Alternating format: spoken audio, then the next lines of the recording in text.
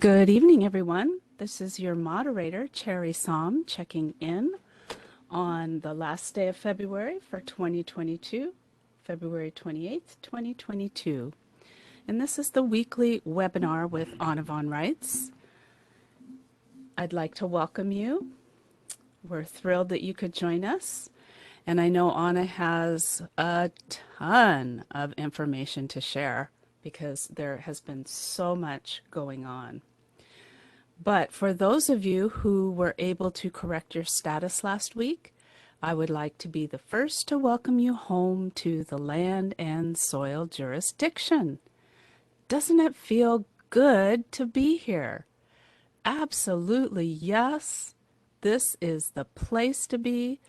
This is the only place you want to be, because we are real men and real women living real lives, doing real things, reconstructing our real government, and rebuilding, reconstructing our communities, and coming together as committees of the whole in every state and doing the much needed reconstruction and cleanup work, because there is a lot of cleaning up to do. Oh my goodness. So get out your mop and bucket, get out your scrubber, and come and join us, because we have got a lot of cleaning up to do. There hasn't been anybody watching over the assets of America, the people of America, in 160 years. It's been a criminal free-for-all, absolutely criminal. And you, as what you thought were Americans, were an indentured servant or a full-on slave, or both. But the time has come for all of that to change. And so we are getting busy. Sorry about my dog.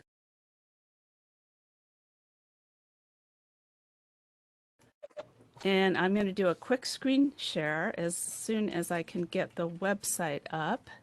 So give me a moment here.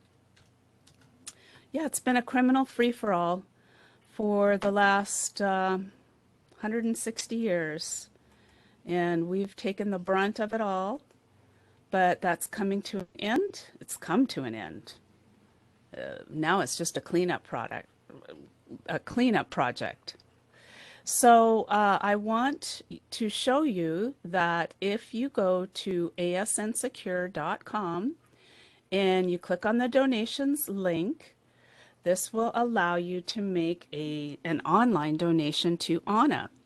Now this will go directly to her within 24 hours. It will reach the credit union account in Anchorage.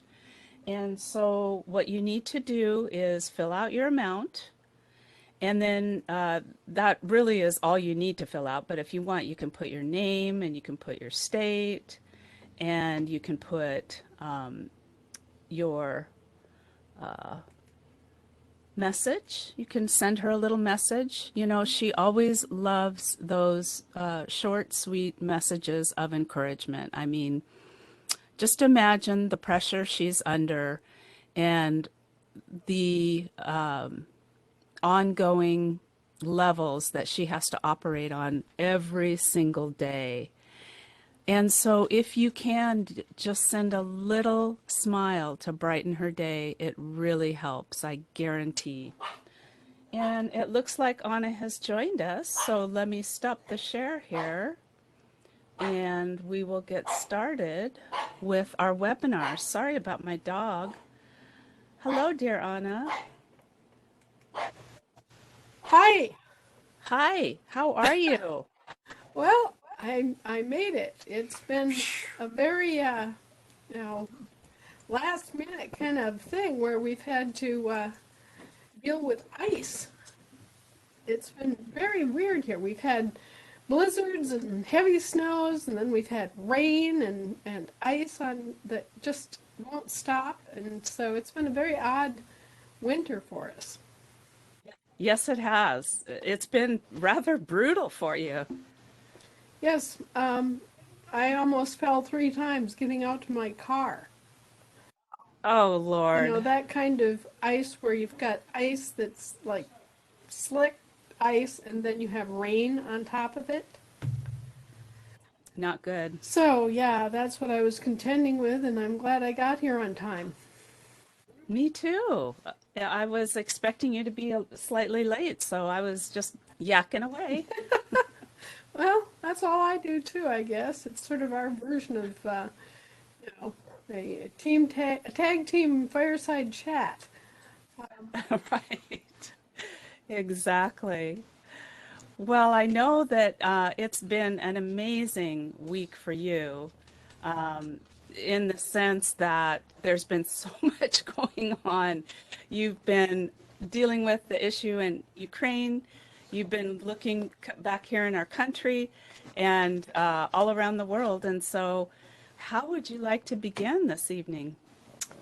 Well, you're right. It has been a very, very challenging week. We have all been working our tails off, you know, just absolute killer shifts and, lots of productivity, lots of correspondence, lots of research, lots of legal actions, lots of banking actions, all going on at once. And and then we've had some, you know, issues that have been caused by the weather and extra work and expense as a result of, just trying to keep our offices cleared so that people could get in and out of the driveways and things like that. And on top of that, we lost a good friend this week. Oh, I'm so sorry. Yes, one of our faithful supporters um, through all of these years uh, died yesterday in the afternoon, just as the tide was going out. Oh, I'm so sorry. Yes, so it's been just a really rough time for everybody here, and we're now um, just going like hamsters in a little cage. Got our wheel, and we're just working so hard every day. I think the big ones are the ongoing research into the pandemic, and we now know for certain that this whole thing began with research that was supported by the Pirbright Institute Right, in Britain and the Wellcome Trust in Britain. right. And it's important for people to know that Lord Pirbright was the butcher of the Boer War. He is the one who came up with the whole idea of concentration camps and with forced medical experiments in those concentration camps. It was a Brit applied against the Dutch in Africa that started all of that. It wasn't Adolf Hitler. And it was part of the eugenics movement that believed that some people are just fundamentally inferior. Either, their race is inferior, their intellect is inferior, blah, blah, blah, blah, blah. This sort of elitist claptrap that many of us find so offensive. Indeed. Was taken to its ultimate logical conclusions by people who thought that they had the right to delete undesirable genetic quotients. And so Lord Purebright was one of the founding fathers of that entire noxious, odious, reprehensible set of ideas that then was funded by his estate and gathered to itself new acolytes and new funding sources over time. Margaret Sanger, the founder of the Planned Parenthood. Planned Parenthood organization, was one of his followers and students. And contrary to what many people think, this started out as an effort to prevent the birth of black children. This was a racially motivated thing, and it was a eugenist motivated thing. And so these people who have these ideas, which are just plain out and out evil ideas, then allow those evil ideas to follow through into evil actions. And that's where we come pedal to the metal. The Purebright Institute and the Wellcome Trust have both been instrumental in developing biological warfare, what we will call, what could you even call Planned Parenthood's support for a broad spectrum abortion. Right. Even partial abortions and partial birth abortions, I should say, and all these absolutely hideous things that have been allowed to go on that are actually genocidal. These are things that have all had their roots in England with their elitist class system and all of their perverse ideas about how the royals are so special and the lords are so special and all the rest of it, which then creates a caste society and which also then gives rise to these kinds of prejudicial and elitist ideas and ultimately lands us in the kind of crapola that we are now seeing. Right.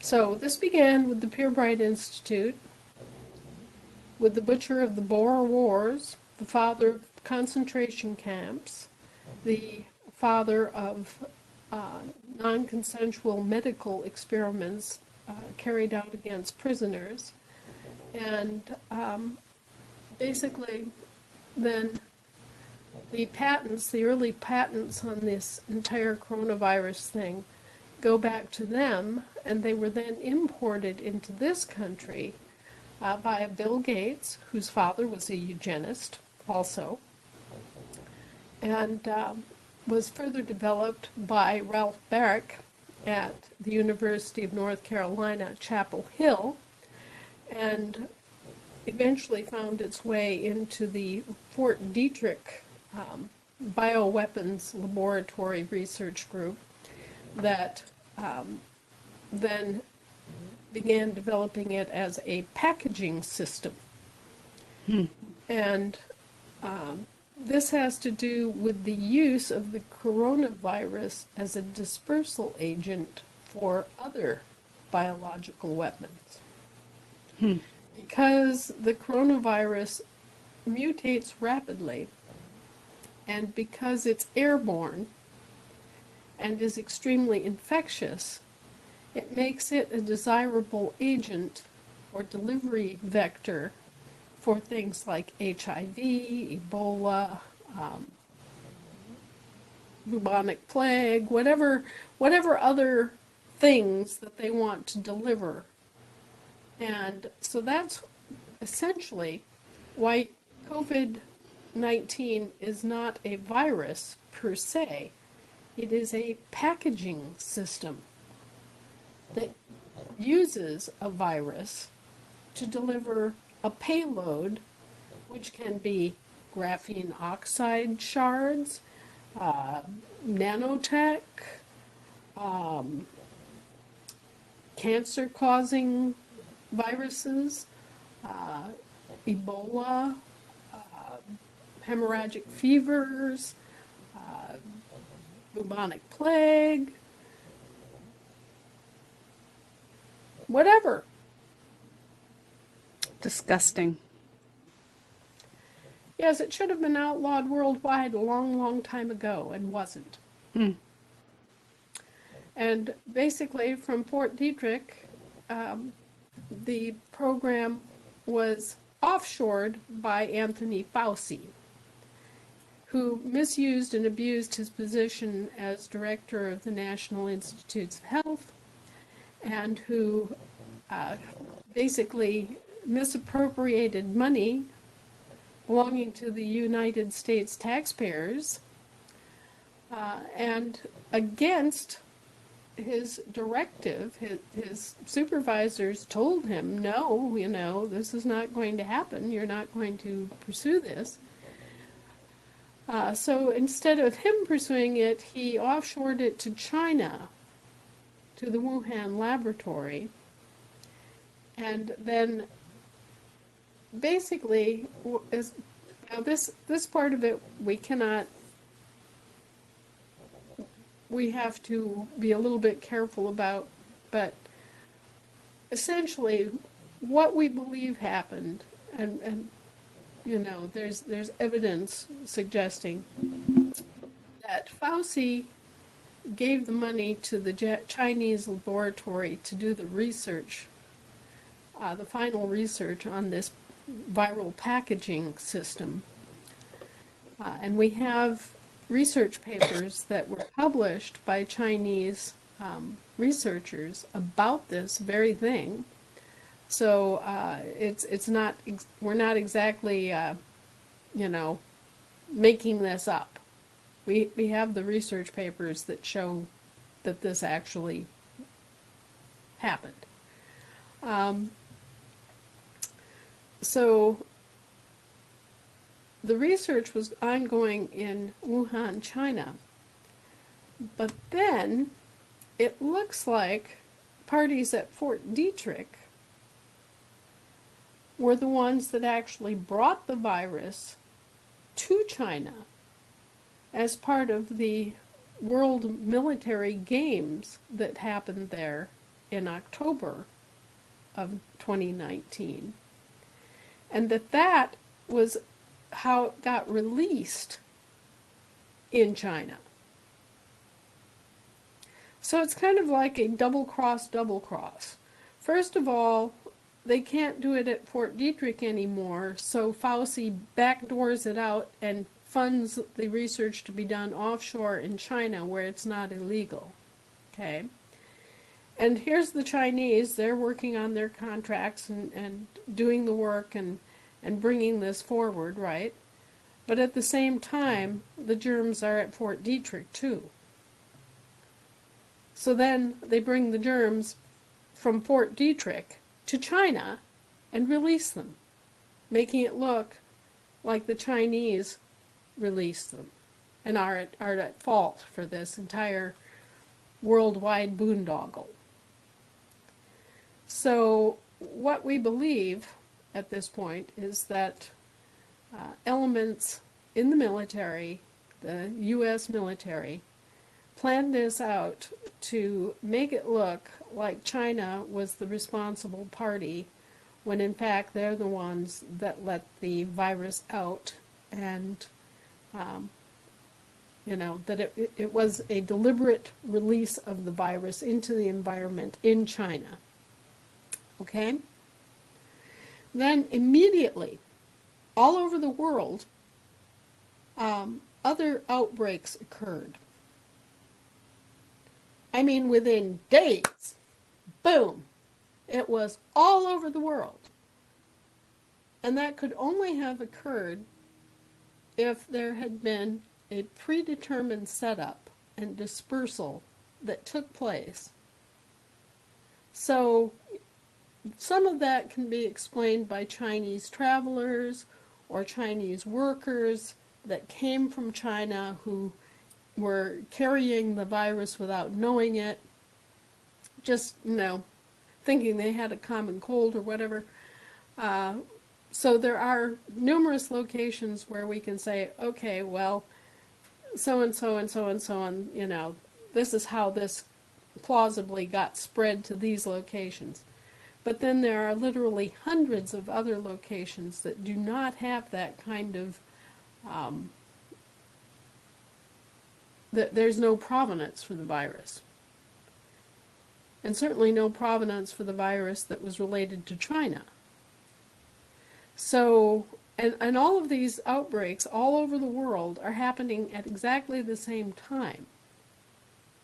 So this indicates that this was done on purpose and released like 2 weeks, within 2 weeks of the release at Wuhan. So if you look at the globe and you take your little push pins and you poke them in where all these outbreaks are occurring all over the planet, all within 2 weeks of the Wuhan travesty starting, you realize that this had to be deliberate, and it had to be orchestrated, and it had to be done by parties having access to many, many locations throughout the world, and it had to be done all within about a 2-week period. So, again, it looks like the military was involved. Again, it looks like the U.S. military actually waited a couple of weeks and then pushed the button, and operatives all over the planet released this COVID-19 delivery system and got the whole thing started. But the point of all of this was never the virus or the delivery system per se. The whole point of it appears to have been to get people to take the vaccine. Because the vaccine contains DNA and RNA fragments that are patented. And once those fragments get added into the DNA of the victim, they're like a marker. They're a specific pattern of base pairs that don't occur in nature. So they have these patented markers that are being placed into your DNA, and then they are coming forward and saying, well, that's my patented DNA. In fact, Dr. Fauci is one of those doing this. That's my patented geoengineered bit of DNA in their genome, and that's my property. Therefore, I have a claim on that person, as in an ownership claim under patent. Now, this is extremely reprehensible. It's extremely repugnant. Mm-hmm. And yet, the United States Territorial Supreme Court agreed about, in principle, that people could be considered genetically modified organisms if they were in receipt of genetically engineered, patented DNA and RNA. So once again, it was a decision by the court, an error by the court, that prompted and allowed this entire area of speculative entrapment, I guess is a good word, to take place. Obviously, Tony Fauci had a patent, had several patents on these genetic markers that were known to be unique. He developed these while working for the government on contracts and collected over $11 million for doing this work. And then he turned around and took the results of this work and patented it for himself. And that was allowed by another brilliant decision of the United States Territorial Supreme Court. So we've got a confederacy of dunces here, where you have the Territorial Supreme Court making decisions that any idiot should know better than to make. And then you have Tony Fauci, the opportunist, seeing his rattly way forward to make these sorts of claims, and also to collect royalties on the deployment every time one of those vaccines is issued. So every time that someone took this vaccine, there was a ka-ching for Tony Fauci. And that was his motivation. Now, all of these corporations that have participated in this are guilty as hell. All of them, and all of the people who developed this, who thought this through, who commandeered money, who offshored the research, who released the viruses, who started the entire mess, who then profited themselves off of the vaccines, and who thought they were going to bring these outrageous claims of commercial ownership of the people and their assets, are all criminals of a high order, and they all deserve to be hunted down, arrested, tried, and in some cases hung. There's no doubt about this whatsoever anywhere on earth at this point.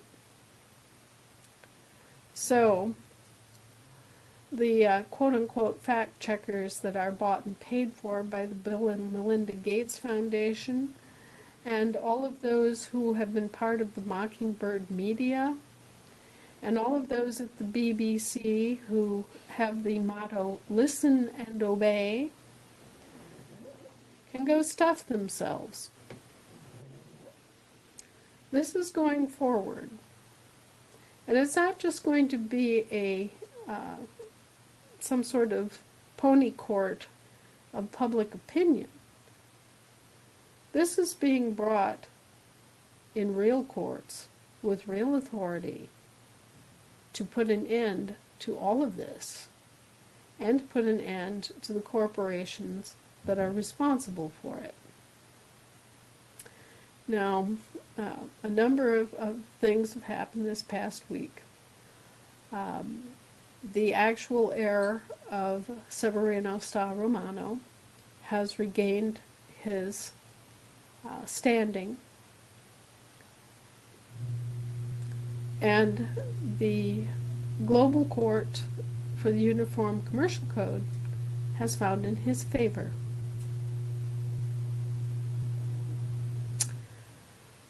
Now, almost immediately, he assigned the American assets to me. This past week, the World Bank's contract to be in charge of the global debt facility and other aspects of the financial world ended. Thank God. Yes, and we stepped in and we directed them to return the American assets to our bank, which is the Global Family Bank of International Trade. So the physical assets have been claimed, and an assignment has been made for the Global Family International Trade Bank to receive them. The other part of this is all of the credit that has been unleashed, if you will.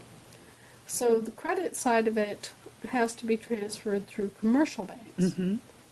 And so the credit side of it, coming off the code flat accounts, will be also redirected through the commercial side of Global Family Bank. And we will be redeeming our credit as lawful money, which we have every right to do. Wonderful. Now, you wrote that article, M42, For Farm 42. Farm 42.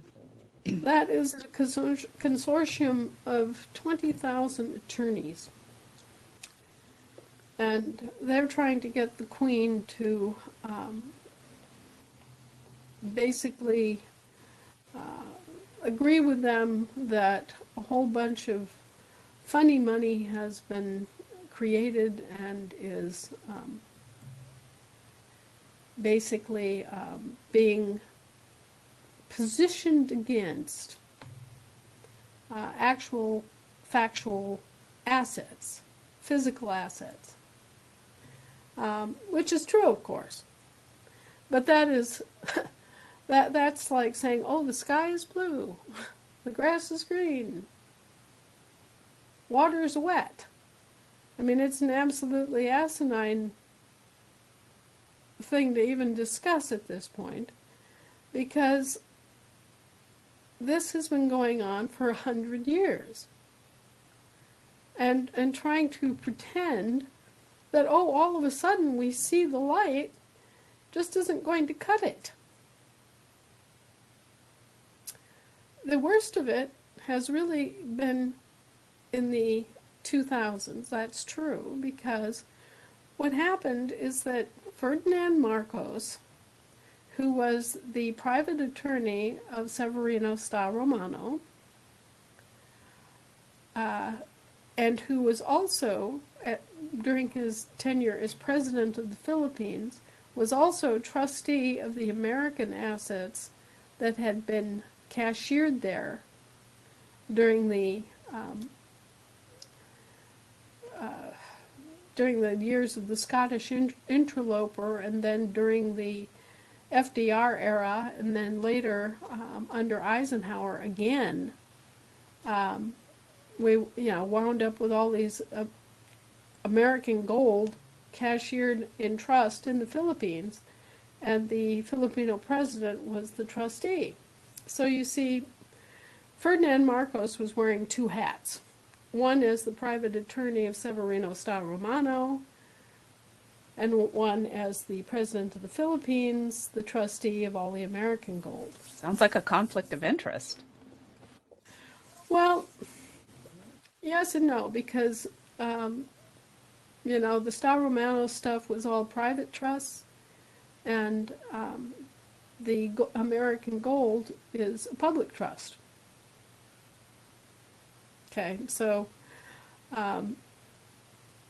but anyway, you have this one man in these two very powerful positions, and yet he himself had no any kind of claim at all.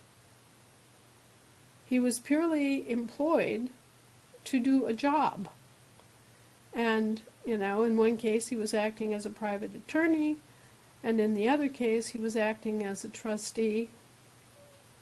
And in neither case did he have any particular personal right to any of it. Okay? But as he got older, and as it got closer to a time when he was dealing with his own mortality, he started doing things that were completely off base. For example, he tried to harken back to a medieval Filipino empire, the Maharlika Empire, and tried to say that all of the assets that had been left in his care belonged to the Philippines and the Filipino people, which is a lie. Then he also tried to turn over control of all the assets to a man who was a nice enough guy but had no more right of control or right to receive the money than Marcos himself. And so we had an entire saga related to Marcos's heir. Then we had all of these children of Ferdinand Marcos and other relatives of Ferdinand Marcos claiming that they had power and they had, you know, some right to all of this, which they didn't. Because Ferdinand Marcos had no right, none of his heirs or assigns had any right. So, you know, it's all just bonkers at a certain point. Anyway, one of the things he did that was, you know, again, without any authority, without any actual interest in the wealth that he was supposed to be administering, he gave the Committee of 300 authority over the physical accounts, the physical asset accounts. And the Committee of 300 promptly shut down all of the physical asset accounts and took them off ledger. Okay, so that's the immediate cause of how we got into this present mess. They took half of the world's financial assets and resources, you know, in terms of kind, and locked them up and proposed to function purely on credit. Now, how could they do that? Well, what they were doing is they were setting up what are called trading platforms, and they were also using pass-through concessions like the Federal Reserve. And this is all predicated on what is called fractional reserve banking. Right. So, for example, I take my little bag of gold coins and I deposit them with the bank. This becomes a liability for the bank because they are now the custodians of my gold, right? Now, the bank keeps its ledger in terms of its deposits and in terms of its credits. When it generates a loan to someone, it's acting as a pass-through agent. Okay? So someone comes in and they get a loan from the pass-through agent, and what they're being loaned is their own credit. Wow. Now, the trading platforms do the same thing. They just do it on a much larger scale, and they do it with these blocked trust accounts and off-ledger accounts that contain gold, silver, and other things like that. And what they do is they take a particular account. Say you've got $100 billion worth of gold in this account. And they say, okay, well, we're gonna block that account for a year. And during that time, Mr. Banker, you can loan out $700 billion worth of loans. And Mr. Banker says, oh, wonderful. So now he's got $700 billion worth of credit to work with and to loan out. And here's the thing. If the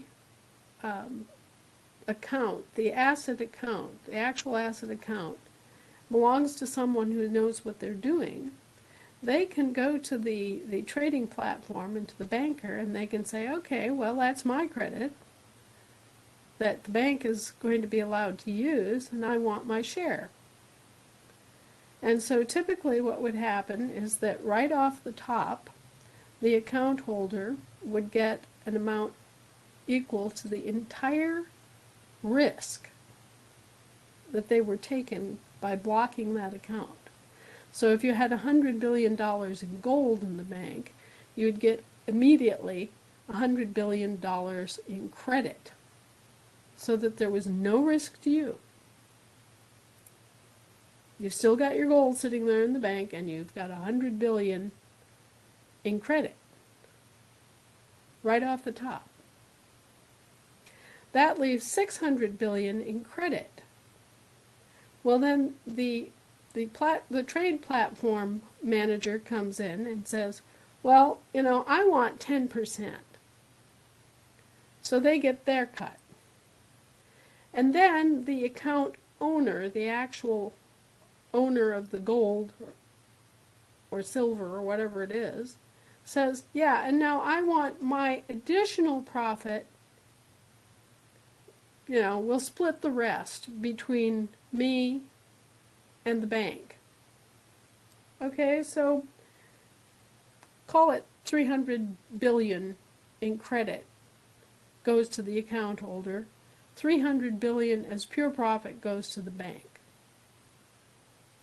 And that would be a pretty typical split up of how these trading platforms work when the actual owner of the funds, the assets, the gold and silver assets, is present to negotiate with the bank, the platform trader, and, get their part of it out of it.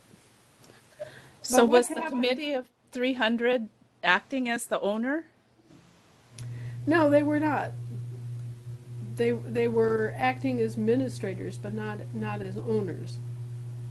And so those sorts of things that went on with the banks are exacerbated because what if you have all this money in an account and the banks are trading upon it, but you don't know that they're trading upon it?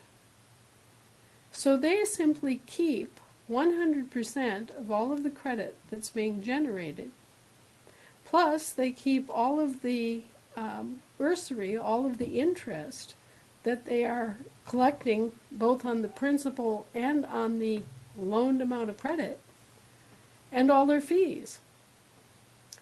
So it's just absolute theft, and it's gone on for many years, and it has gone on a vast scale. And so if people really want to know where their prepaid credit is coming from, it's coming from credit that was purloined by the banks. Pure and Wow. simple.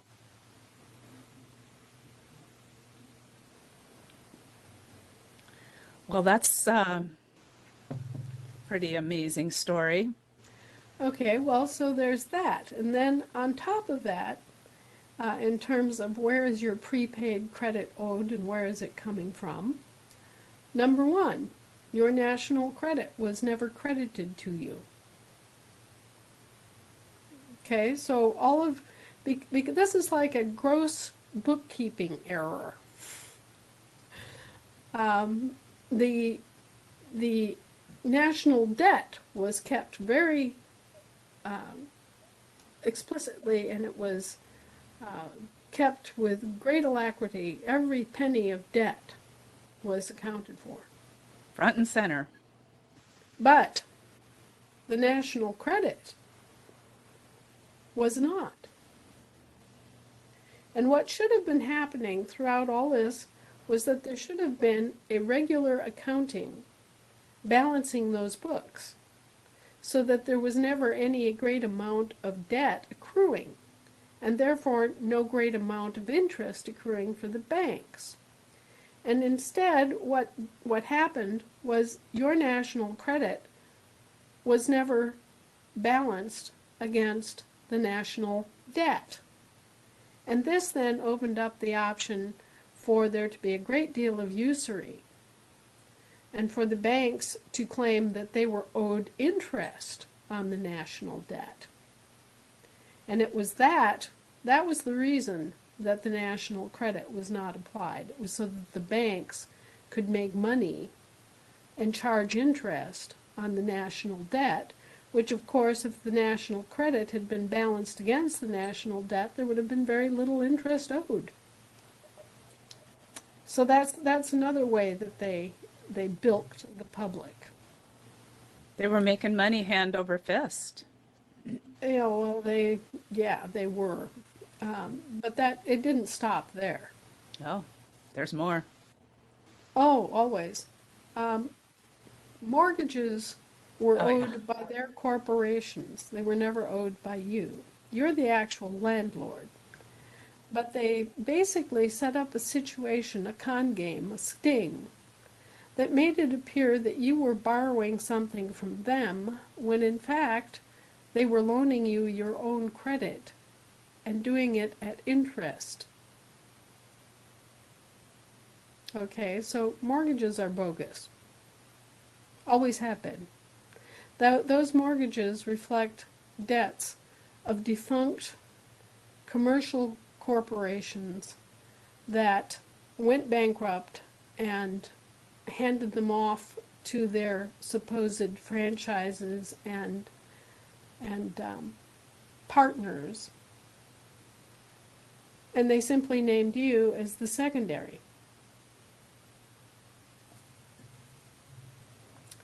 And nobody was guarding the hen house, so they got away with it.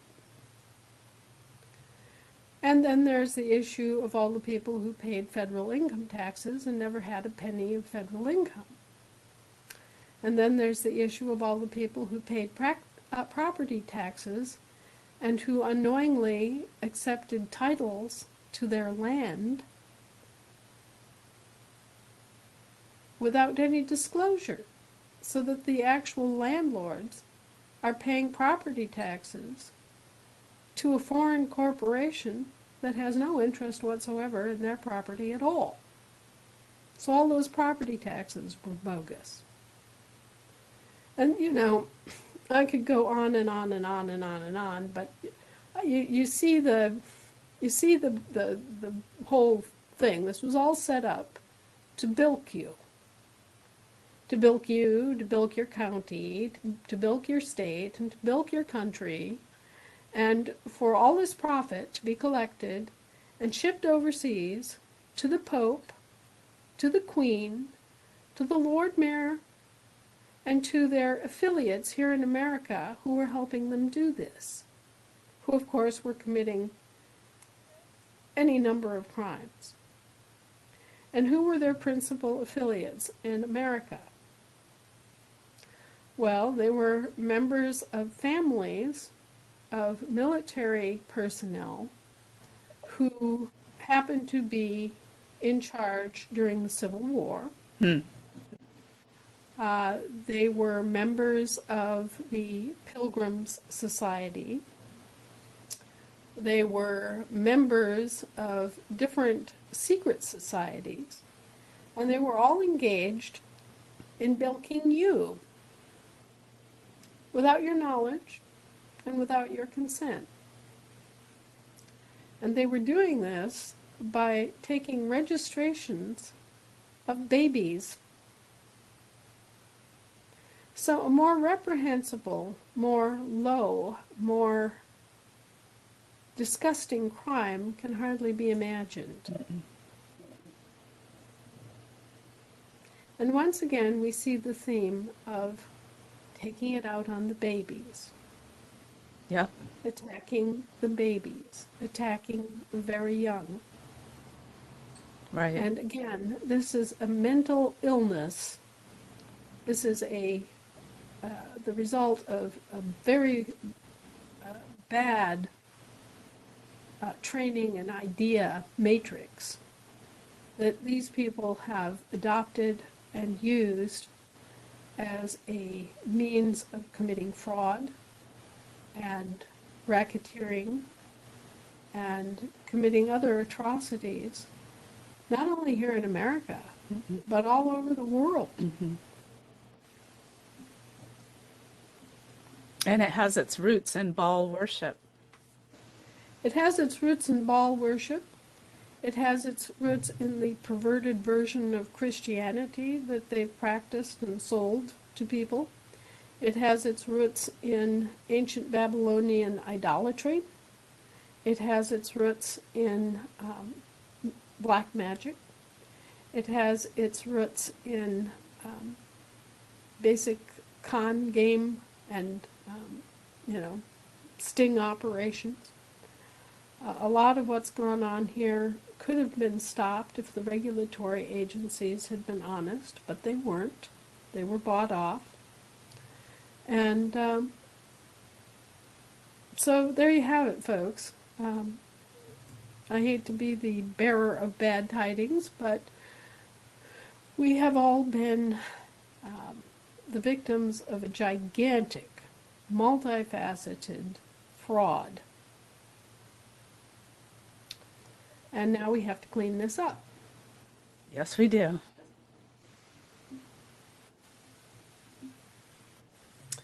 And so it's begun. The entire situation with the pandemic is just one of the most egregious and obvious forms of exploitation that have been taken against the living people by corporations that owe them their charters, and by governments that have opted to function as corporations, even though that was never the intention or the authorization given by the people. So these corporations need to be nationalized. Some of the corporations need to be liquidated. And some of the corporate CEOs, some of the corporate officers need to be arrested, tried, and hung. Now, going back to the fact that because it is foreign corporations and the military's in charge, they are subject to military tribunal? Well, it's more a matter of where is the crime occurring. Okay. And yes, they are subject to admiralty law, and they are subject to military tribunal, and they are functioning as captains and officers of a ship. A corporation is an entity that functions under international and global law. And where the push comes to shove for the CEOs of these corporations is in international law, where they stand under admiralty. And when admiralty gets a hold of them, they're toast. But equally, the land jurisdiction also has the ability to prosecute them in the same way that cattle rustlers are prosecuted. What you are looking at is a crime very much akin to cattle rustling, only they were human rustling. Right. They were baby rustling. And it has the same penalty. It's a capital crime. Well, and there's also the securitization of human flesh. Securitization in general is illegal. All across the board, it doesn't matter what you're talking about. And yet we've allowed it. Legal tender laws are not supposed to be obligatory or coerced. And yet we allowed it. If you don't object to these things, they get by. And then you have to deal with stuff like this. And this is what Thomas Jefferson was talking about eternal vigilance. If you're not minding your own store, guess what? Exactly. And it's a lot more than just watching the specific politicians and watching their voting records and all that kind of thing, which of course everyone should have been doing from day one.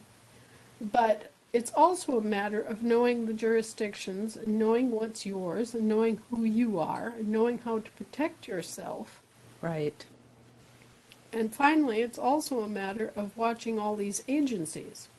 Because of all of the most corrosive influences, the agencies have been it. And they were never even authorized by the people of this country as a expenditure.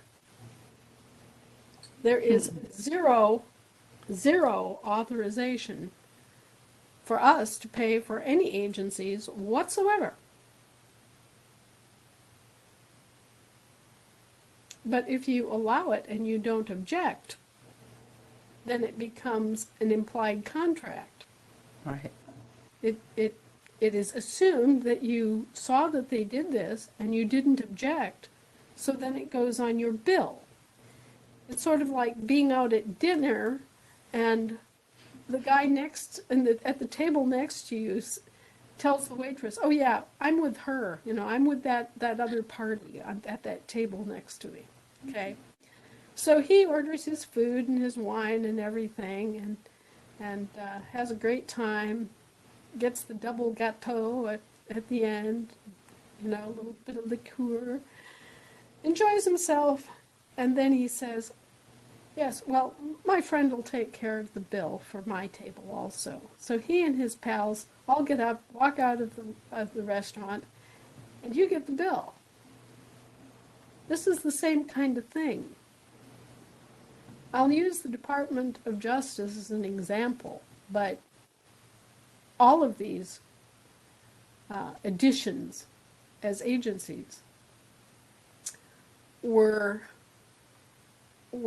set up using this same kind of contracting process, which is basically just a whole bunch of lies that were not objected to. And for example, the DOJ, the Department of Justice, everyone hears that and they think, oh, well, that must be, some great government agency that's here to make sure that justice prevails in America. No. The actual history of the Department of Justice is that the Scottish interloper that came in after the First World War, not the First World War, after the Civil War, and impersonated us and basically stole our identity, created the Department of Justice as an in-house legal firm to defend them at your expense. And that's what they've done ever since, is to defend them against you at your expense. Now, if this isn't, enough to make your hair turn, and if this is not enough to make you angry, it certainly should be. The same thing can be said of all of these different agencies. The Internal Revenue Service, both the territorial and the municipal, think it's their job to coerce payment from you, under the mistaken idea that you're one of them, and that you owe it to the corporation as a condition of your employment. Okay? And so the IRS and the Internal Revenue Service, two separate entities, one territorial, one municipal, are paid for using your money to go after you and collect money for federal income that 90% of you don't receive.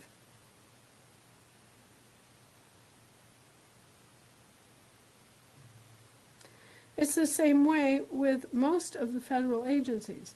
They were set up to defend the corporation from you at your expense. The FDA. People say, well, why is the FDA allowing all this horrible stuff? It's because the job of the FDA is to protect the interests of the corporation against you at your expense. And if it's your expense in terms of dollars, they're happy to pad their pockets. And if it's against you in the terms terms of your life or your life insurance. They're equally happy to pad their pockets. These are criminals. These are crime syndicates. And they've been operating here for a long time. Yeah. So in order to combat that, an awful lot of people have got to wake up, stand up, and get moving. Right. We have to make it obvious that we know. We have to make it obvious that we're mad. We have to make it obvious that we're holding them personally accountable. Right. Whether it's the mayor of your little town, or it's the chairman of the Better Business Bureau, or whether it's the person pretending to be the governor of your state, or if it's somebody like not Pierre Trudeau, but dating Justin. myself. Justin Trudeau, pretending to be the premier of Canada, when in fact he's just the premier of a corporation calling itself Canada Incorporated. You know? All this stuff is funky monkey, smells to high heaven. Your Shinola sensors should be going off pretty much constantly. Yep, for sure. And you should be holding them feet first to the fire. Mm-hmm. You know, but first you have to know what their game is. Yep. And then you have to shove it to them. Right. Call them out and tell them I object to evil. I object to it. I'm not a voluntary transactor in commerce, and that just knocks them out. That knocks out the entire municipal court system right there. I'm not a voluntary transactor in commerce. Remember the words. It's part of your remedy found in Section 16 of the Federal Reserve Act. If you're not a voluntary transactor in commerce, then they don't have any regulatory role to play with respect to you in the conduct of your business. Who knew? Well, so anyway, if you want to knock out in all capital letters municipal court, that's what you tell them. And you just stand there on your little flat feet and you glare at the judge and at the prosecutor until they go, oh, they know. Oh. This is all personation. This is all the crime. It's entirely, all of it is about identity theft, personation, false registration, development of basically illegal evidence used to racketeer against the victims. And it's not hard to understand how they did it or why they did it, or, you can actually observe it in action. You can see how they worked it. You can see how they colluded. We have proof that these corporations colluded with each other and have colluded with each other since 1937 to bilk the American public. Right. And 1937 was when they had the Declaration of Interdependence. That is the collusion between the U.S. Inc. and the USA Inc., between the Pope and the Queen and the Lord Mayor. And we have lots of copies of that in full scale that have now been distributed all over the country, so it can't be lost or forgotten ever again. No matter how many libraries they burn, no matter how much they squeal and howl, they are now on the stick, like hot dogs ready to be roasted. And we're also going to sell it in our store with flags and everything else. You betcha. You betcha.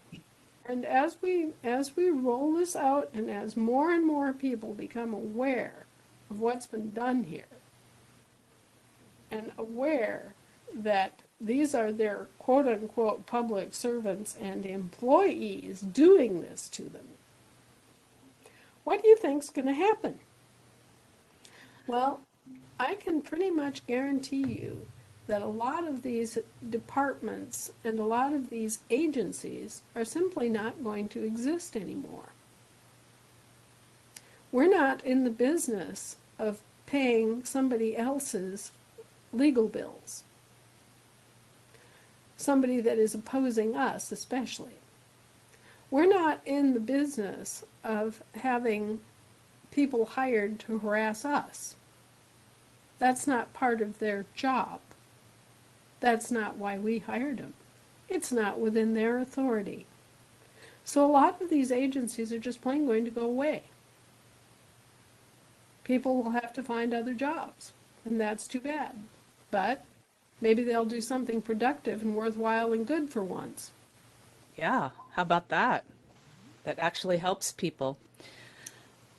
Part of the sad side effect of this is that they've got people so compartmentalized. For example, in the mortgage industry, they're so compartmentalized. They know this little piece, okay, stamp it here and then send it over there. And they have no idea of the enormity of the fraud that's actually occurring. Well, right, and we're not going after all the little people that are in these compartmentalized jobs and they're just, stamp, sign this, put it there. Now, we're not going after those folks at all. We're going after the departments. We're going after the agencies as whole entities. And we will dissolve them. They are all incorporated, they're all privatized, they're all operating as separate entities, and they all are subject to liquidation for cause. So, there's been talk about retasking the IRS. And, instead of them collecting, make them responsible for dispersing prepaid credit. Right. Okay, so some of these institutions may be renamed, they may be re-educated, and they may be redeployed to do something useful and good. That'd be great. But a lot of them are just going to plain get a pink slip because they're not needed, not authorized, and are just an expense that these corporations have used to benefit themselves at our expense. Right. A lot of this is, well, I've already told you there are two complete sets of Department of Labor, right? Right. And we're paying for that. Ugh. One of them is entirely redundant. Okay? So all of that duplicity of service has to go away. Yep. Even if we did need a Department of Labor, okay, we certainly don't need two. Yeah. I don't think we need any. Well, we're just going to have to sort through, look at the Constitution, see what we agreed to pay for and what we did not agree to pay for. And, see what sorts of things have developed over the past 200 years that we might want to pay for.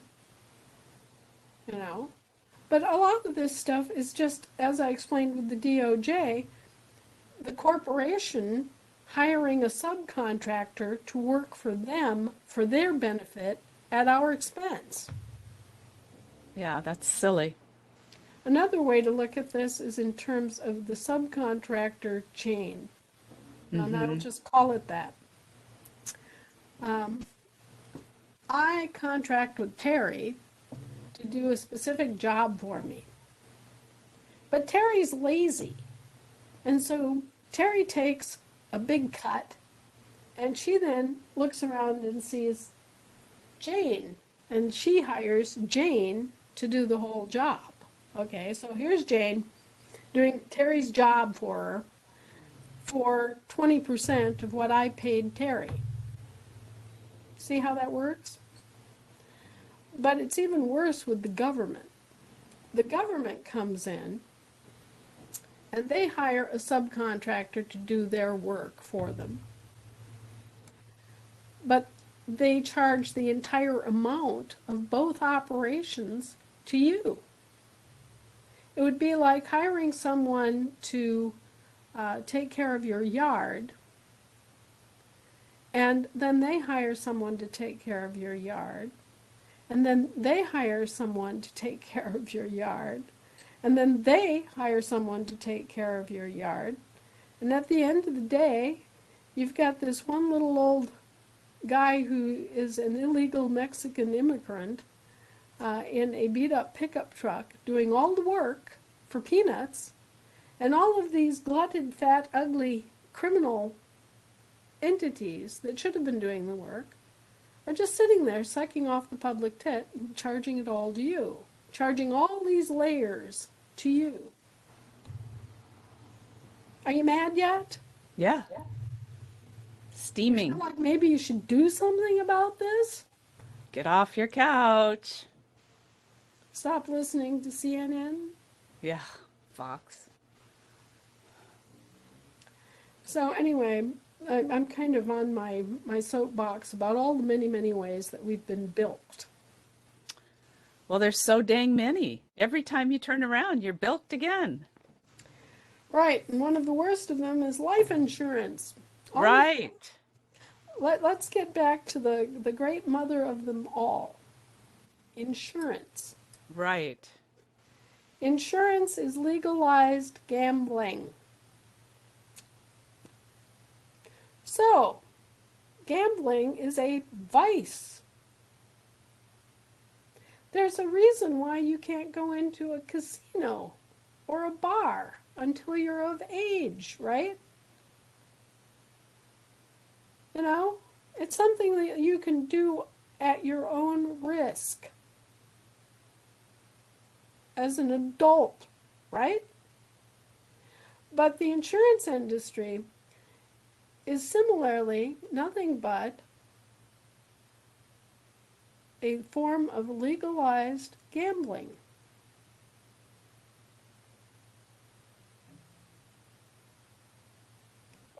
And So it's what do spun they out of do? control, too. This is where it all started, back in 1666 through 1702. This is where we get the great bottomry bonds scandal of that era, when the Dutch East India Company sailed over the horizon, never to be seen again.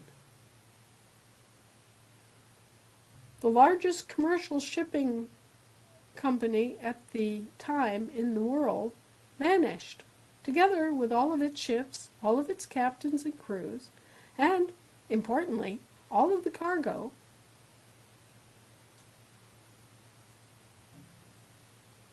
Think about it. Sounds like something else you've probably heard about.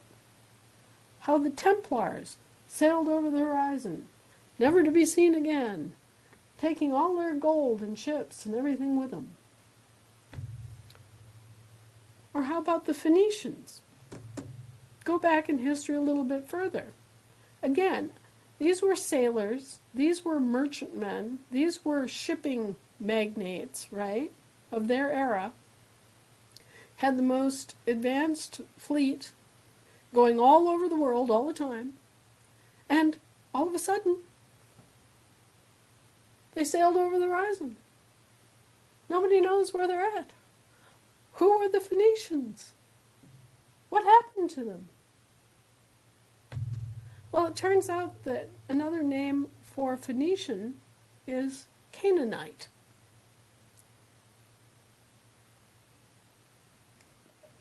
Interesting. Anyway, all of these guys have the same MO. They have the same exact way of operating, and they've been operating like this since ancient times, and they keep getting away with it because people don't recognize what they're doing. And people don't recognize them for who they are, or what they are, which is parasites, pirates. All right? So this all goes back to insurance and insurance scams, and it has been part of the entire picture ever since 1702 with the bottomry bonds scandal. And essentially what that was is that they were insuring the cargoes, ships, and crew of non-existent ships. the HMS Carey. Okay?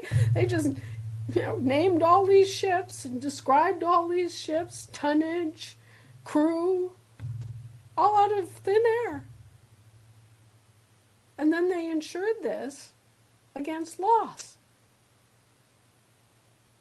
Well, number one, they didn't really lose anything if this imaginary ship was lost, right? So no pain, right? And then they get to collect all this money.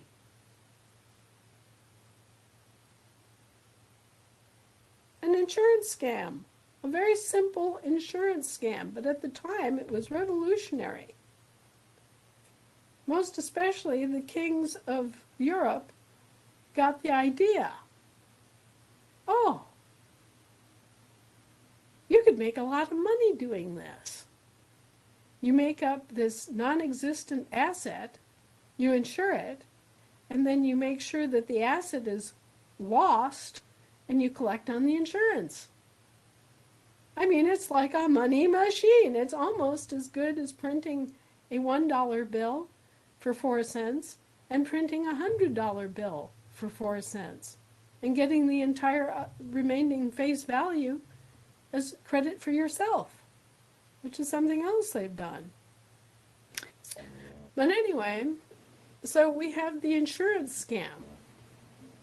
So, okay, they have, like leeches, fixed upon this innocent little baby who, let's say his name is Martin Johansson from Racine, Wisconsin.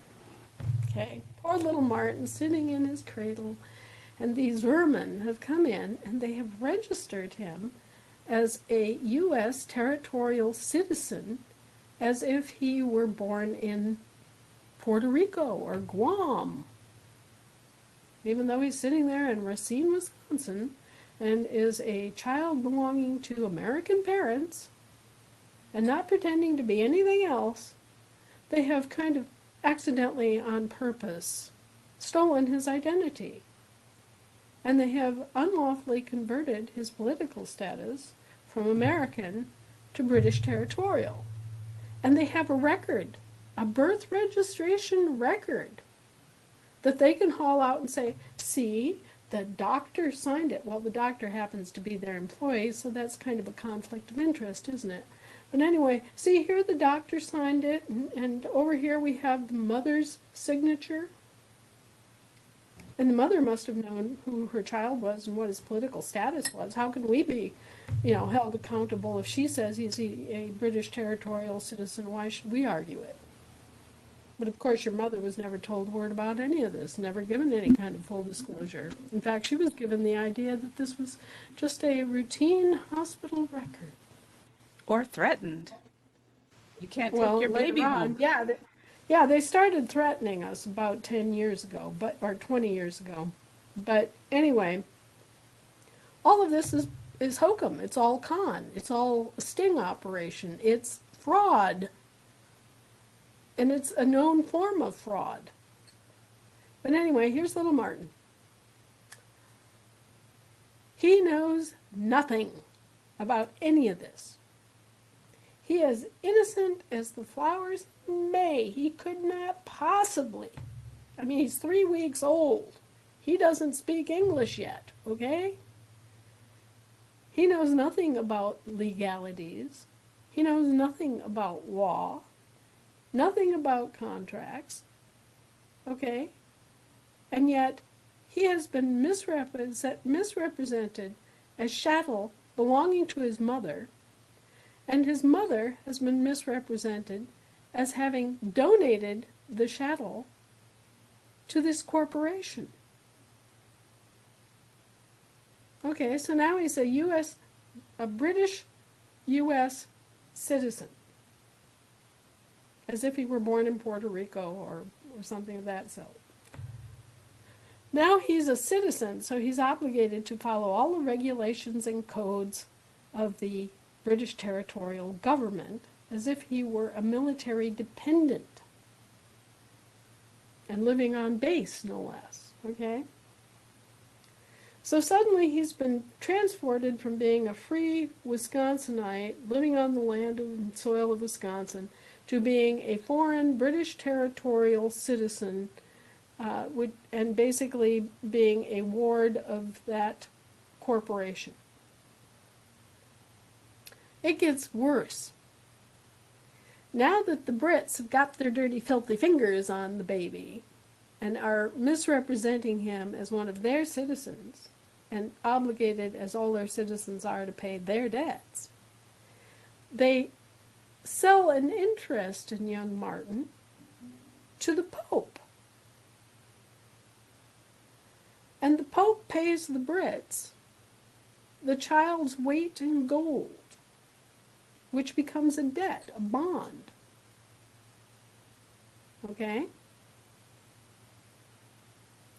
So now the municipal government comes along and they say, oh, well, young Martin, who is a ward of the British Territorial United States, has been sold into bondage as a slave of the municipal government. And in order to be free, he has to pay back this entire amount of gold that the Pope has put up, which is equal to his birth weight, by the way, in order to regain his freedom.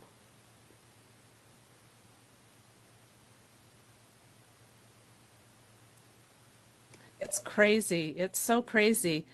The bottomry, where they're making up the names of ships and what the ship is doing and where it's going, it reminds me of the master file. Yeah, exactly. They make up all this bullshit and then they insure it.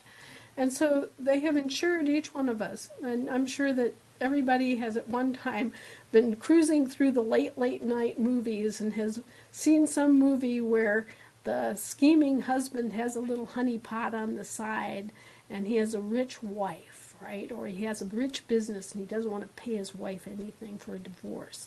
So he kills his wife, right? And he almost gets away with it. He almost gets all of the money and the insurance money that he put on her. And then it turns out that Joe Colombo comes along. And how much was that life insurance policy that you put on your wife 3 months before she died, Mr. Jenner? Like that. They put a huge, huge, huge insurance policy on you, but it's not really you. It's on their corporation. It's their interest in you, their ownership interest in you. So go back 150 years or 160 years to the days of slave ownership in this country. The slave owner has a slave that is a very valuable commodity, okay? Say that he owns this slave whose name is Jonas, and Jonas is not only a very skilled carpenter, but he has been taught to read and write and keep accounts. So he's a very valuable slave. He's worth $2,000. So this is a chattel commodity. This means that the slave owner can take the value of the slave, Jonas, and borrow $2,000 against that from a bank. It also means that he can insure his losses. He can take out a life insurance policy, not only to remunerate him in the case of Jonas's death, but he can also insure his losses. So that means he can insure the entire value of Jonas's body, which happens to be $2,000 back in the day. And he can also insure the lost labor that he would have gotten out of Jonas for a normal lifetime set by actuarial tables. So he insures his slave Jonas not only for Jonas's chattel value, the 2,000, but he also insures himself against the loss of Jonas's labor for the next 30 years. And these are two different kinds of insurance policies. One is what you think of as a life insurance policy, as in you drop dead, the insurance pays off your beneficiaries, which in this case is the owner. And the other one is an insurance annuity. And that's against the lost labor value. So, guess what we turned up last week? What? Oh, Terry, you come now. This is a wonderful story of how our friends, the Canadians, have helped to bilk us. Oh, well, of the many ways. Yes, by the way, all of this fraud leads in a path through Canada. It does not go direct. The only thing direct is back to the Pope. The money trail goes directly to the Pope. He gets his cut first, foremost. Whatever he wants, the Pope can get. So first, the money that they steal from you goes to the Pope. He takes his cut. Then it goes to the Queen, and she takes her cut. And then it goes back to the Bank of Canada, and the Bank of Canada gets a cut for their service. And then finally, it comes back over to our country, where colluding banks get their cut. Anyway, so they not only have a life insurance policy on you, which they get when you die, but they also have the annuities insuring themselves against the loss of your skills and labor. And their anticipated income as taxes based on your labor. And that is called a life force value annuity. And like other annuities, it's paid off either annually or upon the death. An annuity is a little kickback program where you get a certain amount of money for having gotten through the year without losing your asset. And then you get the big payoff when they die, if they still have a period of utility. So this makes it more lucrative for them to kill off younger people because they have a longer period of utility and the lost labor has been insured. And that, in case you ever really wanted to know, is why they're so anxious to get your sons and daughters signed up for the selective service at the age of 18 so that they can insure them with life insurance policies and start collecting those life force value annuities. And if your young one is killed in some foreign, godforsaken hellhole, thinking that they're fighting for freedom when they are actually fighting for oil fields for a bunch of very stingy and nasty and ugly crap human beings and scum of the earth who should really be exported as expeditiously as possible. When your young person dies, when your son or your daughter dies in the military service, the rats responsible for this collect their life insurance, and then they collect all that life force value annuity for their next 50 years that they expected to collect off of taxes and labor contracts. Don't forget the Miller's Act, labor contracts. I want them all strung up. I want the people who are responsible for this to not only rot in hell, but to be obliterated at the cellular and DNA level. Mm-hmm. I want them to be wiped from our memory. Mm-hmm. as if they never existed. Right. However, there's one thing that prevents me from advocating that as a solution. We need to remember what these people did in detail so that if we ever see it starting up again, we can go and smash it. Yeah. When it's just in the little beginning stages, that's when we need to absolutely smash it. And we can't do that unless we remember things like the bottomry bonds scandal. We can't do it if we don't remember life force value annuities and insurance annuities against labor contracts and anticipated revenue from labor. We can't do it if we don't understand how slavery once worked, because we won't be able to recognize slavery and all the ways that they profit from slavery. And we won't be able to identify those nations or nation states that still allow slavery. Right. Vatican City allows slavery. And that's how all of this got booted up.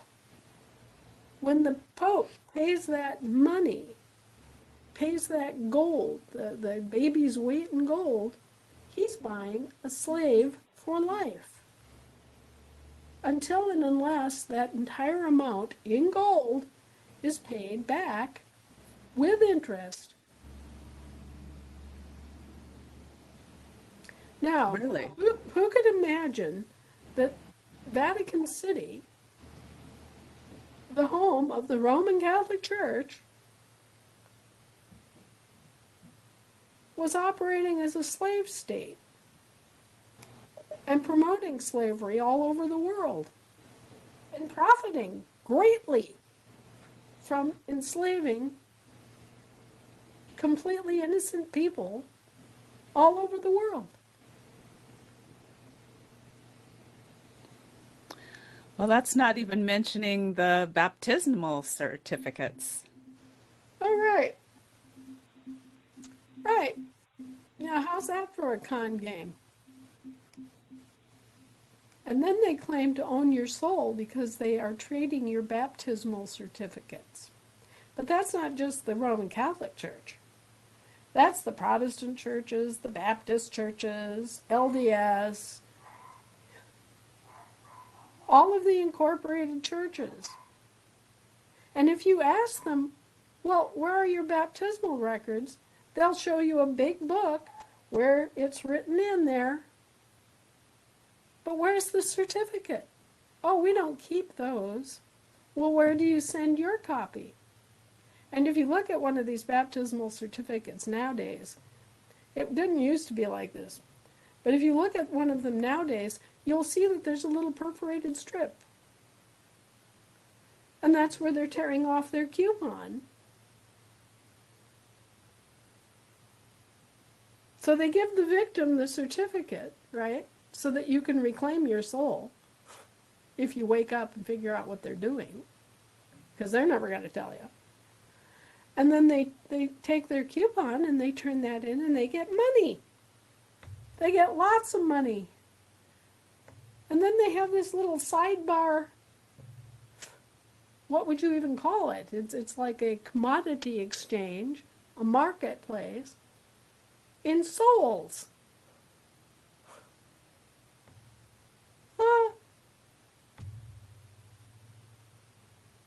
And this is even, in a strange way, as loony bins as this really truly is, and is completely whack job in terms of having any validity or logic or anything to it, they trade in souls as an investment. This is an investment instrument. Because when you get to heaven, after you die, you actually come into your inheritance. Really? Oh yes, haven't you heard it said? lay up your stores in heaven. Oh, I So it's see. after you die that you actually inherit. And isn't that convenient? It means they never have to pay anybody anything on earth. They just, the entire time that you're alive. And then after your death, they get another big payoff. And that's where you get their invention of the generation skipping trust. Ah, The secret generation skipping trust. Okay, in their system, I should be inheriting my grandfather's estates. But of course, since I don't know anything about this, I never claim those estates, and guess who gets the value of them instead? hmm. The church.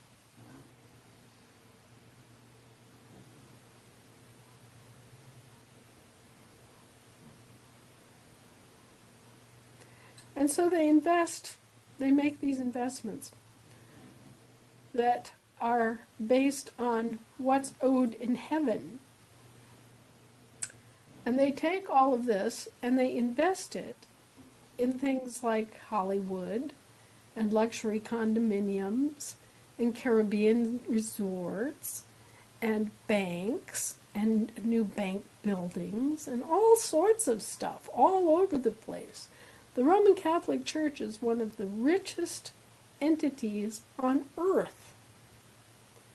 And yet all of your life here on earth, they're telling you, oh, it's a blessing to be poor.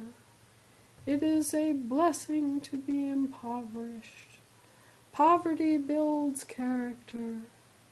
The poor are blessed. And all the time, they're just racking it up. Boy, baby, they're going for it every way they can possibly bilk a penny out of people. They're doing it, and they've done it professionally for a very long time. So they're good. I mean, there are times when you just step back and you go, you did what? What? How? Oh, well. And there are guys who know. There are guys in this world who know exactly how all of this works in each one of these little programs. And it's all designed to use you like an animal in a feedlot, to make use of you right down to your hooves and antlers. You know, nothing goes to waste, it's all profit for the master. And they have the audacity to claim that this is all because they have to be responsible stewards for Christ. Someday he's going to come back and demand an accounting from them. And they want to be able to show him how they made use of his resources.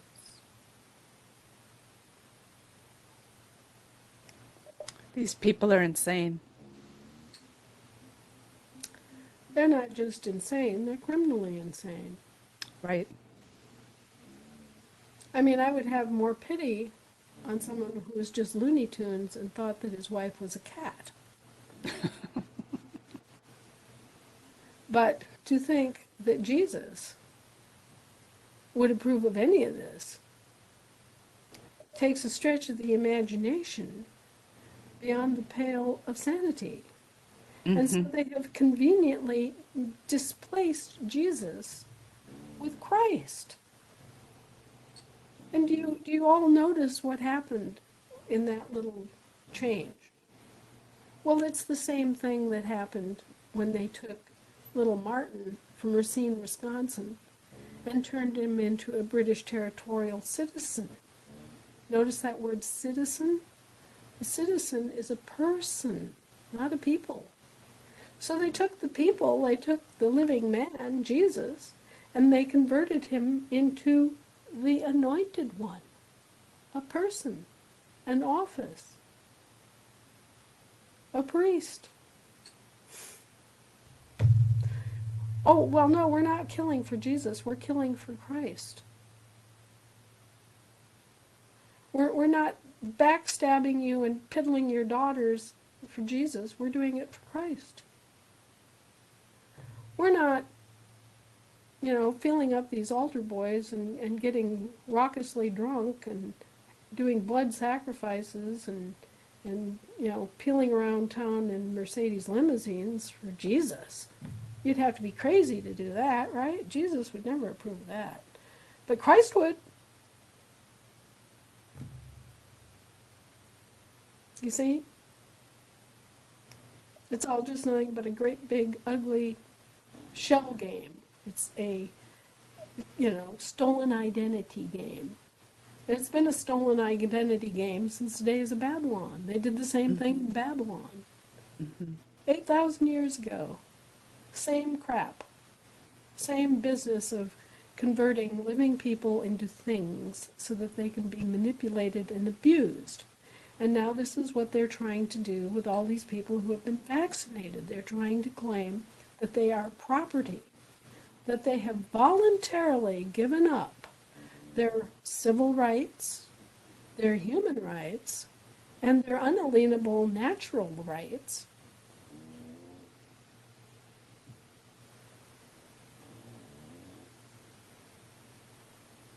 Once again, same old shtick. Different day, same crap. And they're trying to sell it. They're trying to make this work. And it's time we all woke the hell up and got angry and started grinding their faces into the dirt, at least in the legal sense and in the lawful sense. Those of you who read my response to Farm 26 or 42 or whatever the hell it is, realizing now that that's an organization of 20,000 bar attorneys, and having read Grandma's response, you may have noticed that I said I'm not going to pander around and talk about legalities. It's not about legalities. It's about law. The law is offended. Flesh and blood is offended. Not a bunch of corporate trusts. Okay? Corporate trusts that have no right or reason to exist, and don't, in fact. Okay? So I want you all to think real heavily and seriously about this whole situation, about the immense amount of manure that has been heaped on us, heaped on our country, and has gone unprosecuted as crime. They've gotten away with this by redefining you as a thing, as a person, as an office, as an officer, an authorized representative. Oh my! They took Jesus and turned him into Christ. They took little Martin and turned him into a citizen of their particular corporation, an officer, a person, a thing. How do you think that they get away with mistreating the military the way they do? It's because the idiot signs up a contract, and that automatically takes him from bin 1 and puts him in bin 2. It transfers him from a living people, a man, and makes him a human. It makes him a person, and a person is a thing. Is it illegal to kill a thing? I mean, can you take out your gun and blast away at a bookcase? Why not? There's no law against it. Can you take out your M16 and go out and go at your car? Sure, it's your car. Hell, why not? It's not illegal to kill a thing. And so they unlawfully convert men and women into things so that they can evade the law and murder them. And collect the insurance. and collect the insurance to boot, and pay them a little bit of nothing and lie to them about why they're going to God only knows where, Afghanistan, to guard poppy fields. Now, why, ask yourself this really trenchant question, folks, why would our National Guard from Ohio be in Afghanistan guarding poppy fields? Makes no sense. Oh, it does. It makes dollars and cents. Ah ha ha, yeah. The National Guard is cheaper to hire than the actual army. So they're using the National Guard as scabs against the established military. But even the established military is nothing but mercenaries. They haven't been a lawful soldiery since 1860. So you've got two groups of mercenaries. Use the cheap ones. Use the cheapest ones. That's their thinking. And you've got these people in Washington representing you, representing your country. Holy Mother of God. I mean the real one, as opposed to whatever we've been sold, whatever office holder has been purloined off against us. This whole situation is at the outer limits of insane. It's at the outer limits of criminal. Everybody who did this, who had any part of it, deserves to rot. If I had Franklin Delano Roosevelt right here in this room, and it was my courtroom, I would have him gibbeted. He'd be in a little iron cage, and the birds would peck him to death. Same thing for Abraham Lincoln. And I want to reiterate that little bit about the great emancipator. Look up what emancipation really means, folks. The Emancipation Proclamation. Oh, this great, wonderful sounding thing, this speech that he made. You know what it did?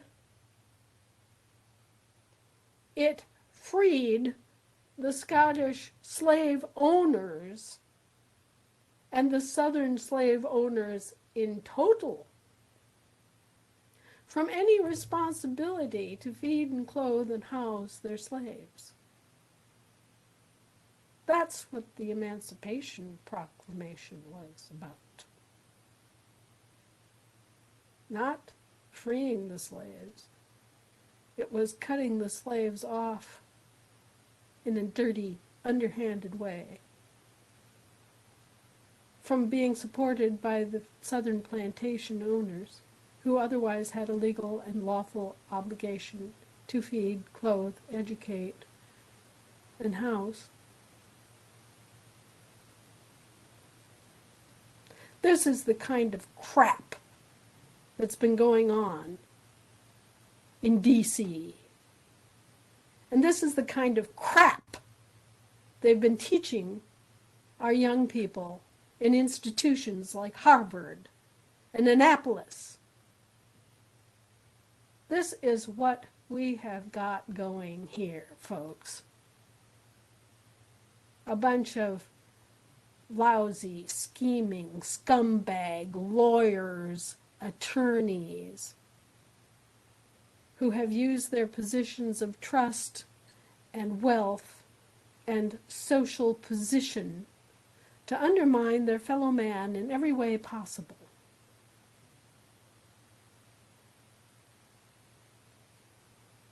So, all you lawyers out here who are hearing this for the first time, and you never realized that any of this was really going on, you better wake up.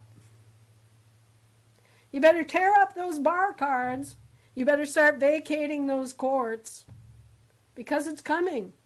It's coming at you. You are going to be held liable. Ignorance of the law not the legalities, not the code, not the rules, not the regulations. Ignorance of the law is no excuse. And why is there no excuse?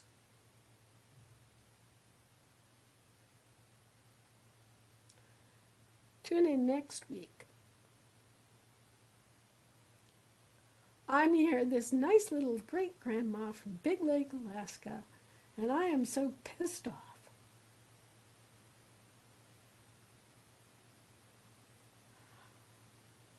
You know, I know an awful lot of dirty swear words, but none of them really fit.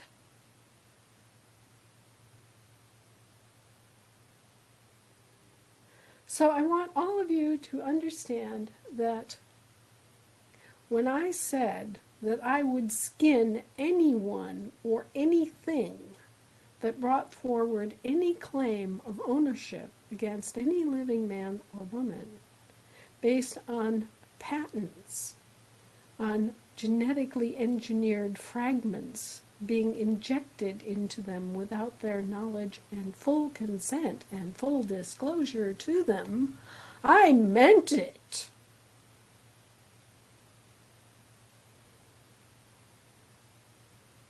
I won't leave those boys as much as a bruise to call their own.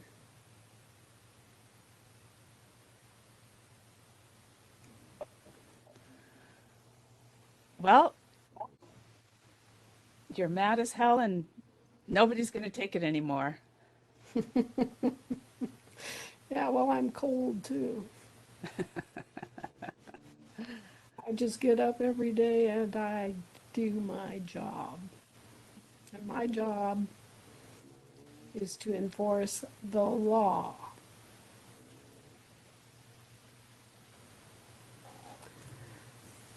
So, So, lots Anna, of big things happening, well, we have to ask about the bank. What's of course, happening with the of course. bank?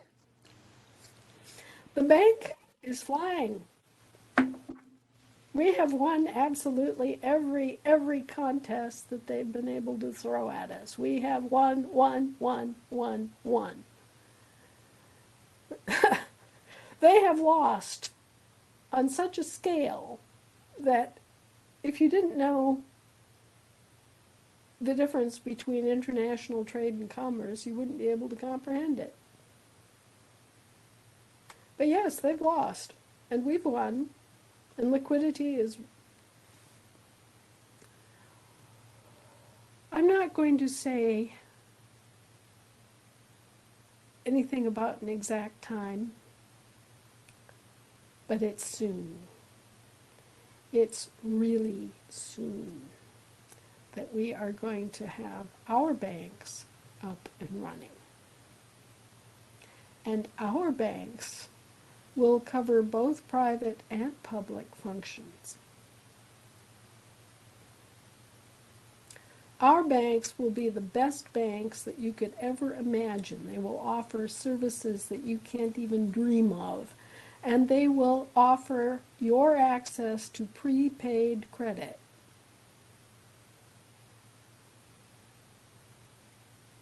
So everybody's going to want an account at our banks.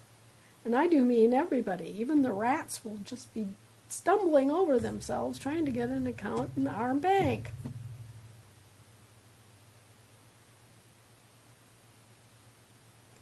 Can we pre-screen them? Righto, as the British say. Not everybody is going to get an account in our banks, but most people will. We reserve the right not to serve treasonous bastards.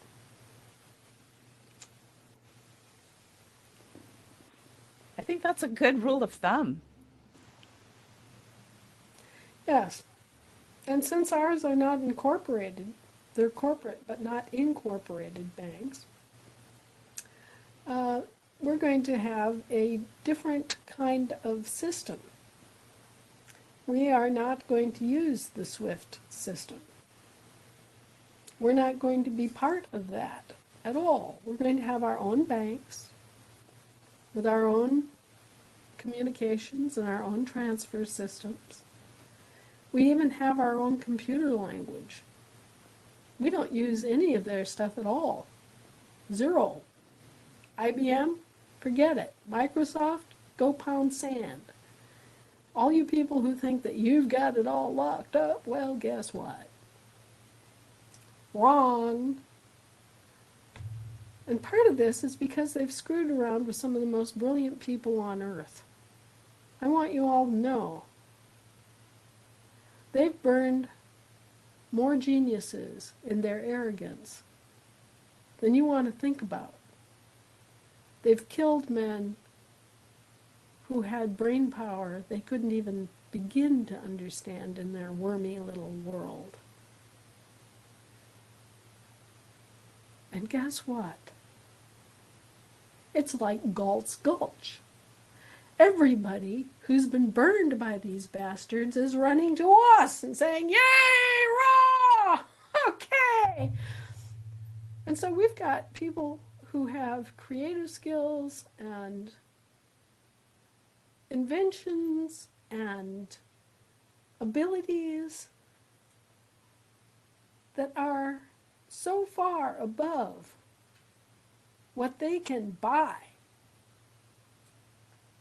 that it doesn't even deserve a description.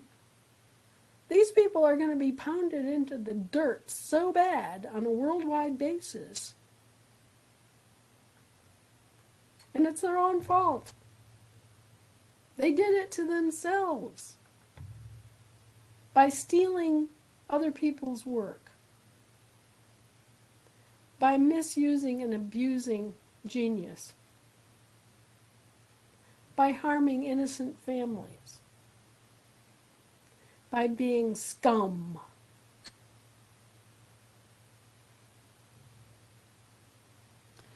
The lowest of the low. I have something for the military tonight. All those contracts you signed are invalid.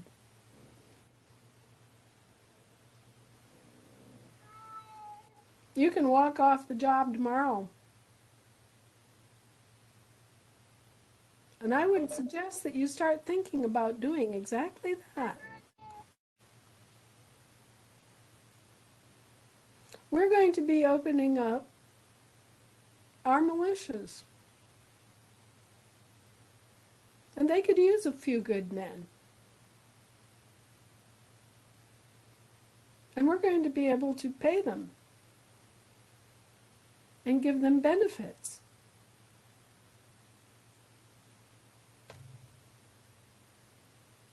So all of you who were out there who were kicked out of the service and given these dodgy discharges because you refused to take the jab and were intelligent enough not to, are cordially invited to think about your future in terms of joining the actual government of the people, for the people, by the people. And that is one thing that Abraham Lincoln did get right for whatever reason.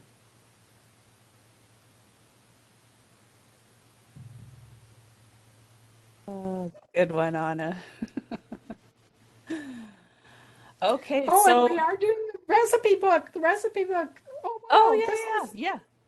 man, we got such a good response. I mean, Yay. everybody started digging, and I can just feel the, I can feel the gigantic mountain of recipes rushing toward me. Yay. Yeah, I am so excited. I'm going to put one of our volunteers here in Alaska on the task of actually compiling all these recipes and getting them into a standardized kind of format and actually making sure that they're correct. And one thing I would like to add about that, if you could, when you send me recipes, let me know what state you're from. Maybe just a first name, and Lisa from Maryland, Joyce from Louisiana, so that we have some, connection to where these are coming from. Right. And Absolutely, because each Each area has its own flavor, if you will. Right, and I think it's important that people realize that even though our states exist in a mutual bond.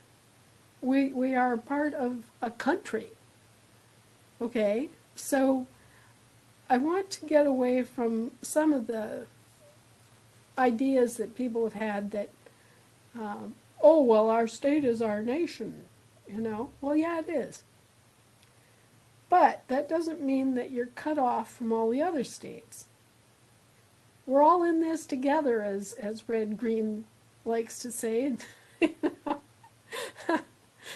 we, and so I want people to build that sense of community, not just within their state, but within the country, so that we all have a sense of brotherhood and sisterhood, in this case, for the most part, although I'm getting some good recipes from men too.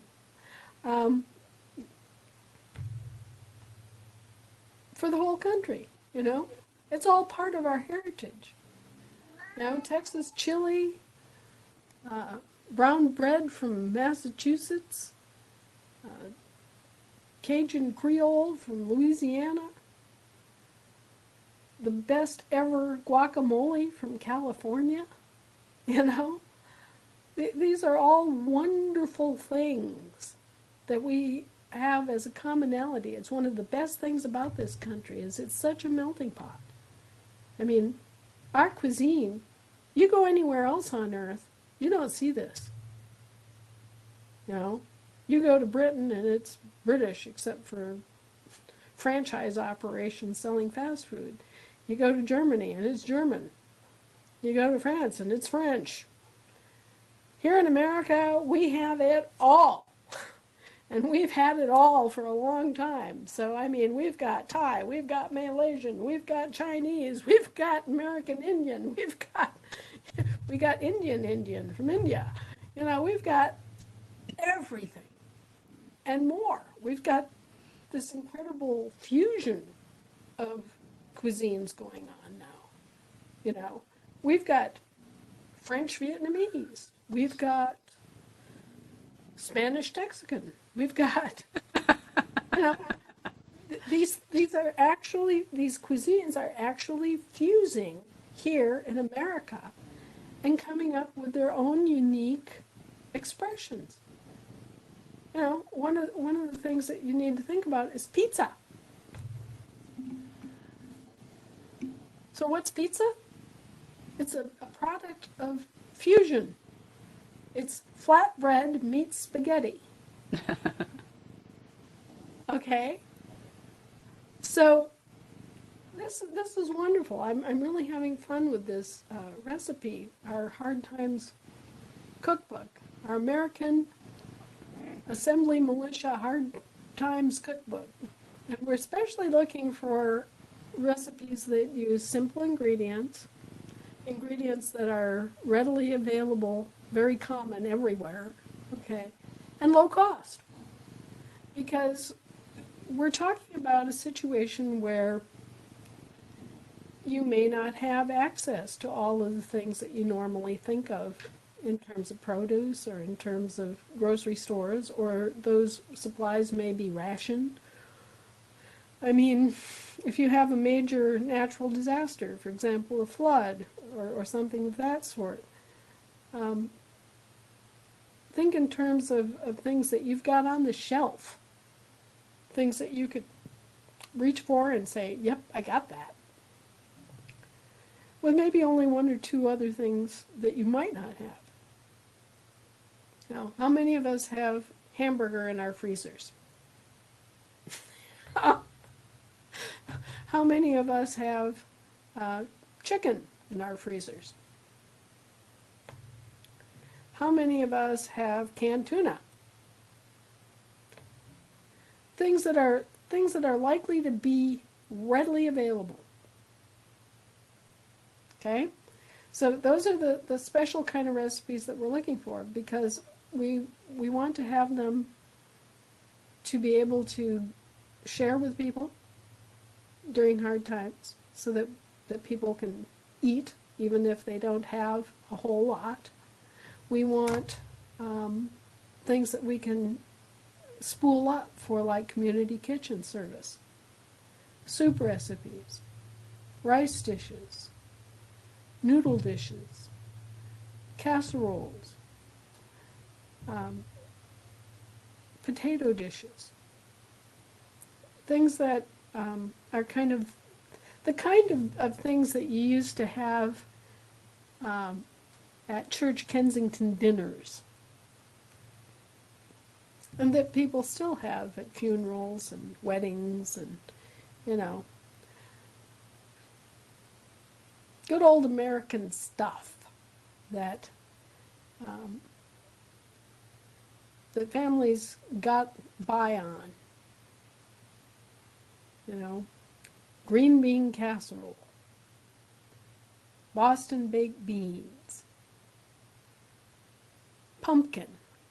Do you realize what a great history pumpkin has in this country? The Brits used to call us pumpkins and pumpkin eaters. That was one of their insults for Americans. But boy, we have got some great pumpkin recipes. And, you know, it's one of our great American vegetables. So many things.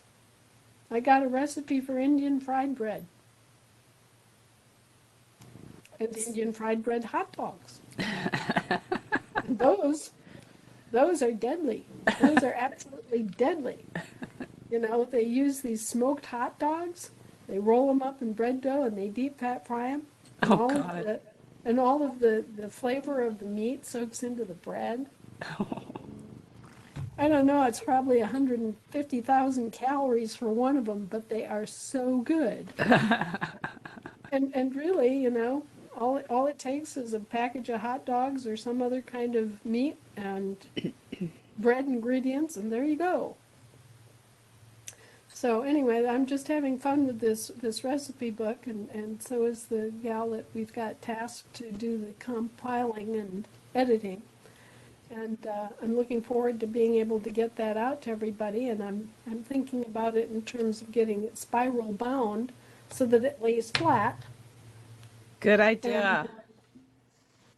yeah, I've spent enough years in the kitchen, so I kind of think about these little details. But Right. you know, getting it spiral bound and getting copies out to all of the different assembly militias as soon as we can. That's so exciting, Anna. It's a fun project. It's a positive project. You And need it's a fun something, project. yeah, bashing the bad guys every day kind of makes grandma a dull girl, but Yeah. No, it's just, it takes a lot out of you, but no, I'm so happy to see you excited about something, and you're actually quite the cook. well, I like to cook. I don't have a lot of time to do it, of course, but I do like it and always have. Jim will tell you that I'm the salad, bread, and soup cook. I'm Nice. the sous chef. But he is the cook. He is Oh, the Yes, he is the lead cook. He is the chef in the family. And of course, he likes French food, whereas I tend to be much more a German homegirl. So he gets into all of the fancy sauces and the exquisite herbs and doing it just so. And I enjoy I enjoy the benefits. I gained 15 pounds when I married him, and I've never lost it. But you know, without him, I would never have tasted a hollandaise, right? oh yeah. I wouldn't make homemade mayonnaise. I wouldn't do all those sorts of Frenchy poo things that he does. But anyway, he's really a good cook, and so that's something that in our family gets passed around. Well, there's nothing better than a homemade hollandaise. Yep, and he gets exactly the right mustard. Yep, he's a mustard aficionado. Oh, You I have love no mustards. idea how many different kinds of mustards there are. Right. Lived with a Frenchman. Man. But anyway, we have a lot of fun in the kitchen when we get a chance. That's awesome. I'm so happy to hear that. And very excited for the cookbook because I love to cook too. Right, and this is going to give us some really homegrown, good old fashioned American, easy to make, inexpensive, real recipes, real Simple useful, too. yeah, real homegrown family recipes. Mm-hmm. I've got a couple that I can send that are super simple but yummy. That's what we're looking for. Super, super simple, inexpensive, easy to find ingredients. Sounds good. And all you patent clerks out there, we have not forgotten you. We've just been waiting for the funding finally to boot this up because we have got some very, very experienced and very skilled people that we need to hire. These are people that we really absolutely, they're professionals. We absolutely have to come up with the money to hire them and pay them a salary. And we haven't been able to do that yet because we've been fighting the battle of the banks, which we won handily.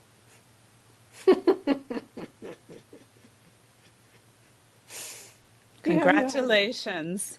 you have no idea what we've gone through. You have no idea.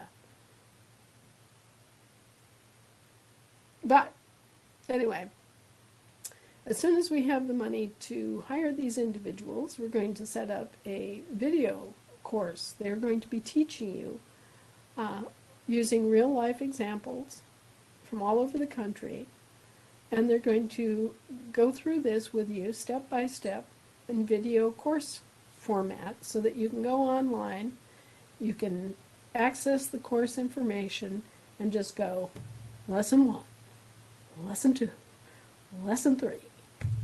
And then we're going to have a some sort of a feature where you can submit questions and get answers, because that's going to come up, right? And so that is going to be coming up as soon as we can complete it. As soon as we can get these people on staff and get the videographers going, this is going to be launched. And it is very important because right now I'm holding the land patents of the entire country and all the land grants. Okay, so all of that is waiting for you to come forward and claim your bit of it. And we need the land patent clerks to help people do this.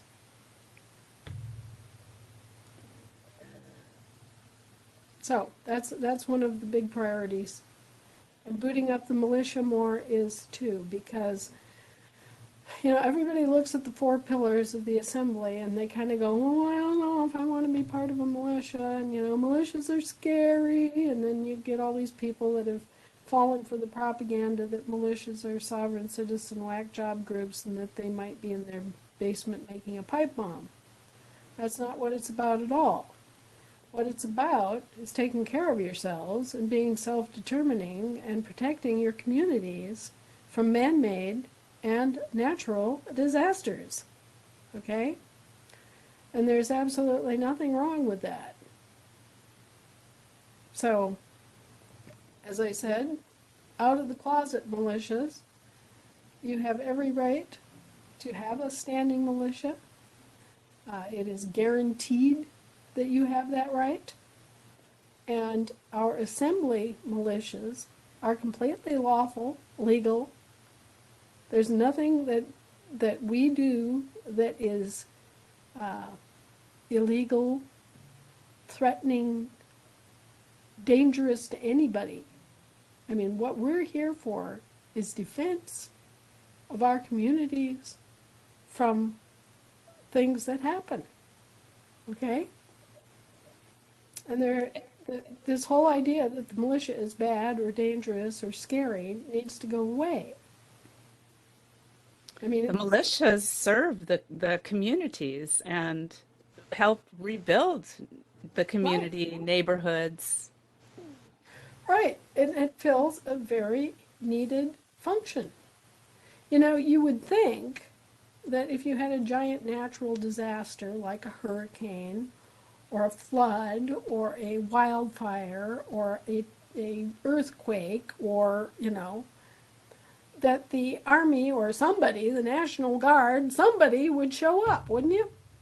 They're not coming for you. No. You would Nobody's coming. You would at least think that FEMA would show up, right? Federal Emergency Management, Agency. Blah, blah, blah. No. No. In fact, we had a situation where FEMA finally showed up in Washington in response to a mudslide that happened last November. And they showed up. Bully. Yeah, and they showed up very secretively. There was no fanfare, there was no public announcement. Oh, hey, you can get help here. And part of the problem is that the only help they have to offer are loans of your own credit that they're going to charge you interest on. There's no practical help at all from FEMA. They are not going to come to your community and set up tents and latrines and kitchens. They're not going to come help you replace your homes or rebuild things or anything like that. There is nobody there to do that. And, you know, that's part of the thing that I want to get out to people when they're sitting around and you know, getting this propagandized look in their faces like, oh, well, we can't do a militia. Not only are you supposed to do a militia, you have to do a militia because that's all you've got when it comes to these things. Yep. I can verify that. I went through it. I lost my home in the Big Lake Miller's Reach 2 fire here in Alaska back in 1996. So, yeah, you've got first-hand expert testimony that nobody's going to come. Not the Army, not the National Guard, not FEMA, not any kind of state assistance. What you're going to see is that the state troopers or patrolmen show up, barricade the roads, and cause trouble. What you're going to see is that they do not keep your homes from being looted. What you're going to see is that the firefighters do not protect your home, they protect the schools, they protect the government offices. Corporate assets. Corporate assets. So all of the things that you might think or expect aren't there. And they don't come. I mean, weeks and weeks and weeks later, they still are not there. And what happens is, in real life, is that the Salvation Army shows up. The Mennonites, their church, they show up. You know, you start seeing groups like that arrive, and they bring in a lot of help, a lot of expertise, a lot of wonderful workers and helpers, but you do not see anything at all that's organized in any kind of community-wide way. And you do not see anybody who's there to provide the kind of community support that you would think of. But that's what the militia is for. That's what the militia is for. And if anybody asks you about it, tell them that. So anyway, those of you who've been dragging your feet out there about joining the militia, or dragging your feet because you think women don't have a role in the militia, or dragging your feet because you think that you don't have anything to contribute, that you're too old, all of those sorts of things. Get past it. And I want to make a plug here too, to get past being afraid of setting up your own courts. This is an absolute necessity. We have to do this. It's the only way that we can peacefully kick out all of these other foreign courts and make them go back into their own jurisdiction and mind their own P's and Q's and stop misaddressing Americans. And as I have said many times, it should not be scary, because American courts are common law courts. They are based on the Ten Commandments and on a basic sense of justice and being able to judge facts and law. So, what does it say in the Ten Commandments? Thou shalt not kill. What does it say in the public law? Thou shalt not kill. What does it come down to? Did you kill him or not? Okay? If you have the brains to make those sorts of determinations, you've got all it takes to operate an American common law court. So don't be afraid of that either. Now I know that Terry has been taking part in a course offered by Brent Allen Winters. It's so good. And he just spoke about the militia, and it is, I mean, it is every American's duty to serve in the militia. It's our duty. It is. And it's our honor. Our honor too, absolutely. Because it is just about people. It's about people caring for people. It's about people caring for their neighborhoods, for their neighbors, and of course for their own families. Right. And so, could you make sure that everybody gets information about the course? Oh yeah, we talk about it every, I think on every coordinator call, and I encourage people in the litigation call to join, because he's doing a 12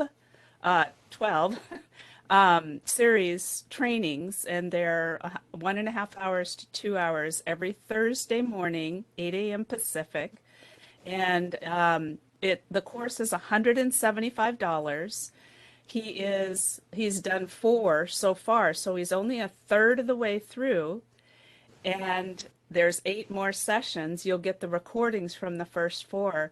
But Brent is so amazing, and he's got Sheriff Darleaf from Michigan, Berry County, Michigan.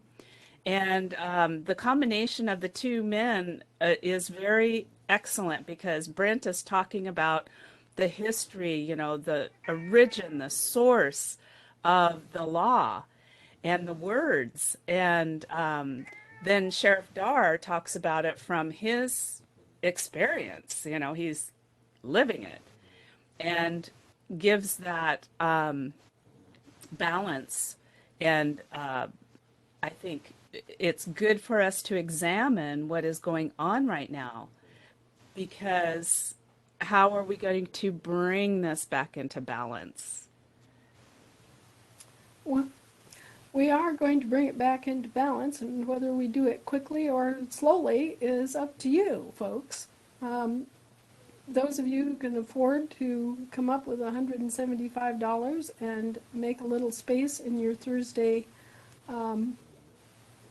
schedule, well, think about it. Do it. This is really good training for your understanding of how to set up your common law courts. And this is an absolute mission critical assignment for all of the assemblies, is to be able to do your own courts for your own people. And so I'm very grateful that Brent is doing this. Terry, do you know if it's going to be available as an ongoing seminar-based thing where people can just sign up and then watch and go through it Yeah, online? he'll have it, he'll have the recordings as a training course that you can buy. So you'll get the courseware, you'll get the questions, you'll get the recordings. And, Brent just does an amazing job, and he's been teaching and training for years now. Well, that is absolutely wonderful. That's great news. You know that I have recommended his book, The Excellence of the Common Law, as a text and primer and historical reference and everything else that you could have rolled up into one book that explains the kinds of law, the origins of law, and then really gives you a good solid sense of what the common law is and the American common law in particular. So The Excellence of the Common Law, if you can get it, and it's a spendy book, but if you care about law and you care about justice and you want to see justice done in your country again, then it depends upon us all developing a much greater appreciation and understanding of law and be able to apply law. Absolutely. And Brent is just so eloquent about his teaching so that it really sticks with you. And just like you always say, Anna, common law is common sense and it's simple. Right. There's really no great mystery to it. It does not involve gigantic law libraries. It does not involve codes. You, as a member of a common law jury, absolutely are the most powerful force in our country. As a common law jury, you get to decide the facts and the law. Now think about that. You get to determine, to the best of your knowledge and understanding, and given the resources available and the witnesses available and everything else, you get to determine what you believe the facts are. And then you get to examine whatever law is on the books regarding this particular situation. Beginning with the Bible, by the way, you get to look at what's on the books, and then you get to make a determination of whether the law is fair or not. If you find that a law is unfair, if you find that a law is vague and poorly stated so that nobody agrees on what it really means, if you decide that for whatever reason the law in this particular case does not apply, guess what, folks? You have the right of jury nullification. And this is how we are supposed to be putting an end to laws that are bad, to laws that make no sense, to laws that are unfair. Because remember, the legislature just works for you. You're the employers. It's your courts that get to determine whether they are functioning correctly or not. So, for example, the state of Alaska passes a law that says the state of Alaska has special hunting and fishing rights, and state employees are the only ones who can hunt game. They could do that. But if we bring it into one of our courts, guess what's going to happen? the people on that jury are going to hear the facts and the law, and they're going to think, this doesn't sound fair.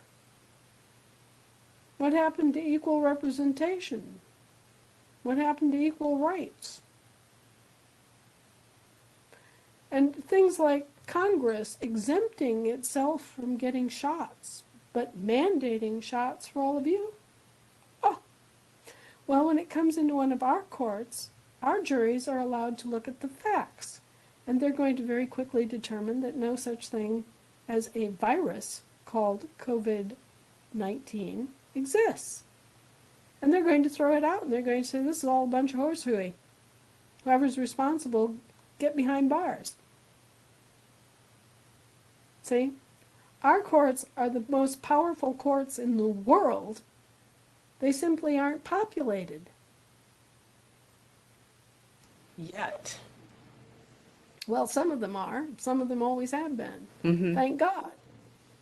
Thank God. Because if we didn't have a few of our courts functioning through all of this, but, staffed by volunteers, if we hadn't kept our courts alive and running through all of this for 160 years, guess what? They would have claimed that they had exclusive legislative jurisdiction and our country would be gone. Yeah.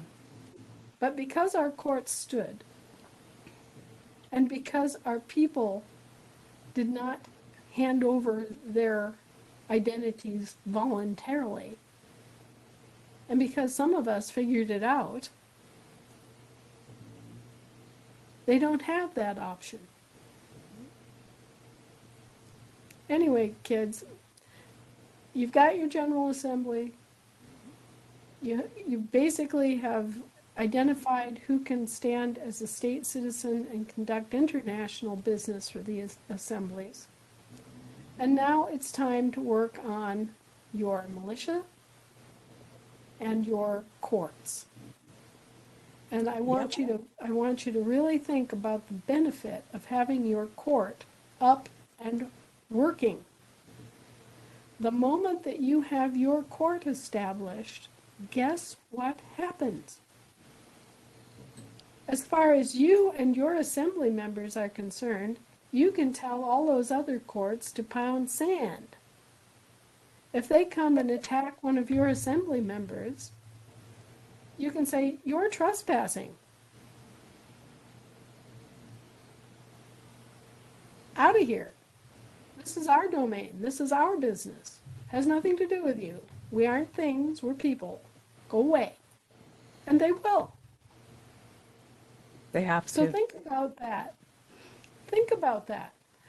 Think about how good it's going to feel when you no longer have to be afraid of goons coming to your door and bullying you about anything.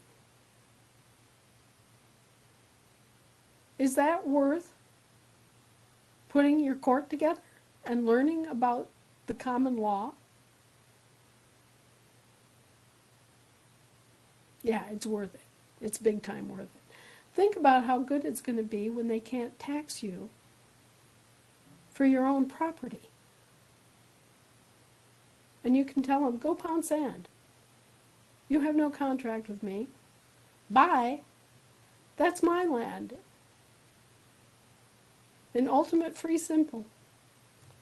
Bye.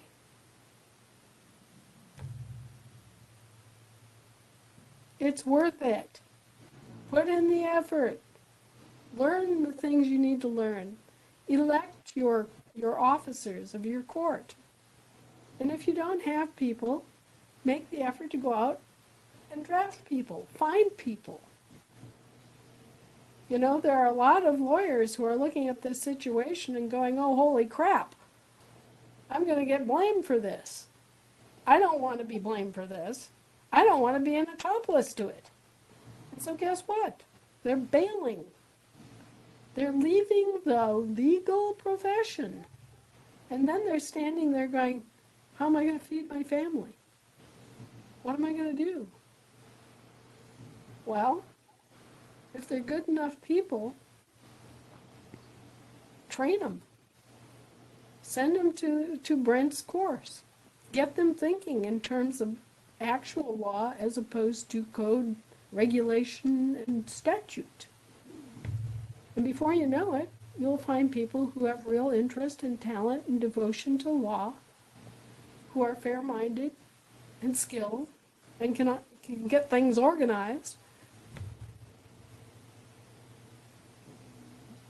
It can be done. We've done it here in Alaska. We've been running a court here for years. I don't know exactly how many years, but years. And, you know, it's really not that difficult. Just, you know, nuts and bolts, kind of common sense things like having a recording device, you know, taking pictures, you know, keeping track of when you do things, who was there, who was operating in what capacity, what were the, you know, here's a copy of the paperwork, here's a copy of the judgment. It's just common sense. It's nothing that scary. It's not like their courts.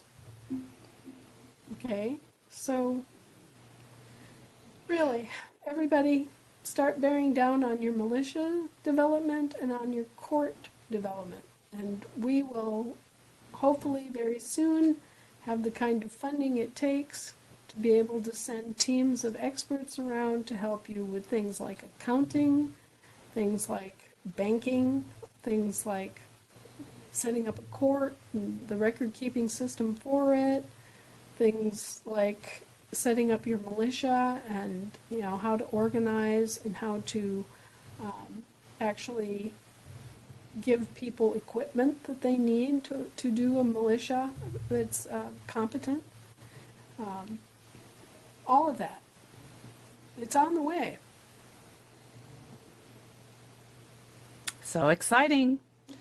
We're getting there, Anna. I mean, you know, it's we've come a long way, baby, because, you know, we started this in March of 2019 and here we are, March of 2022, you know, so.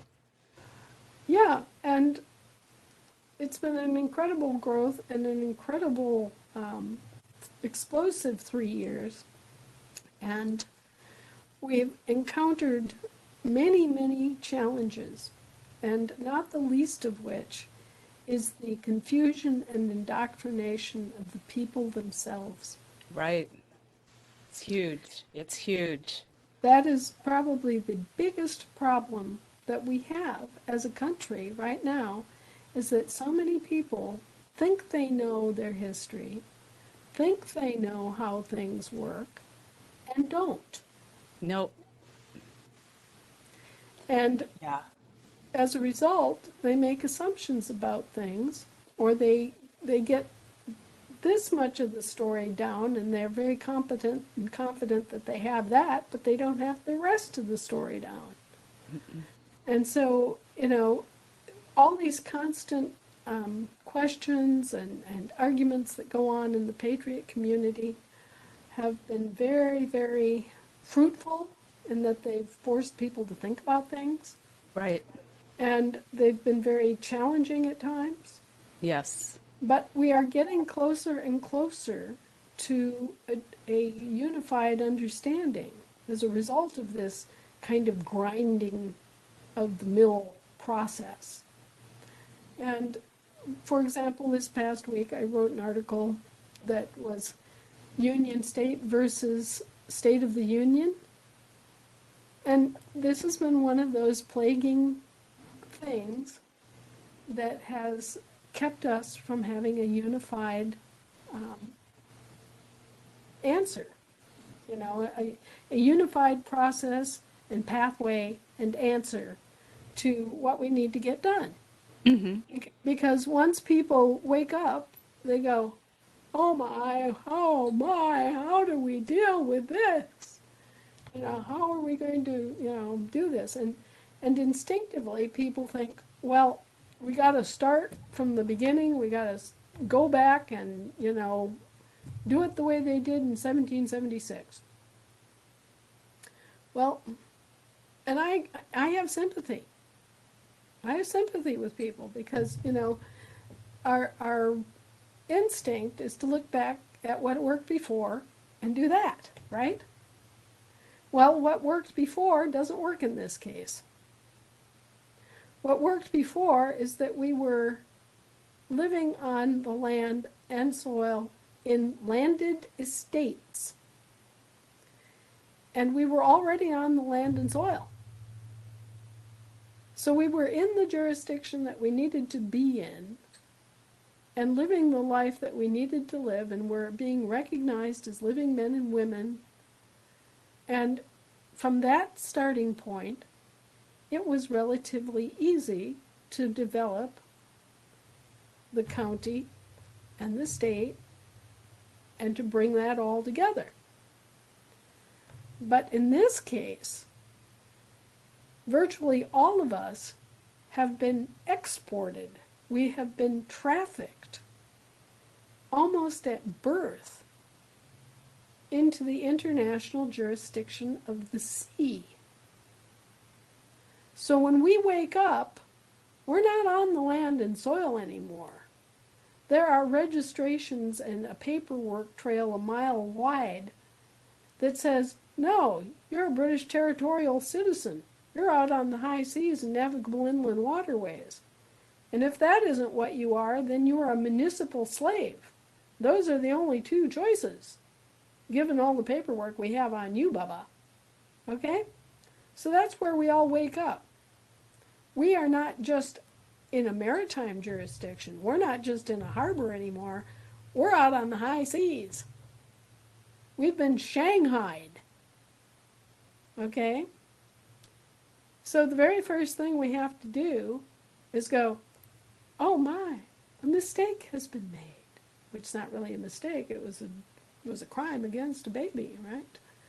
But we have to wake up and we have to say, oh my, there's been a mistake.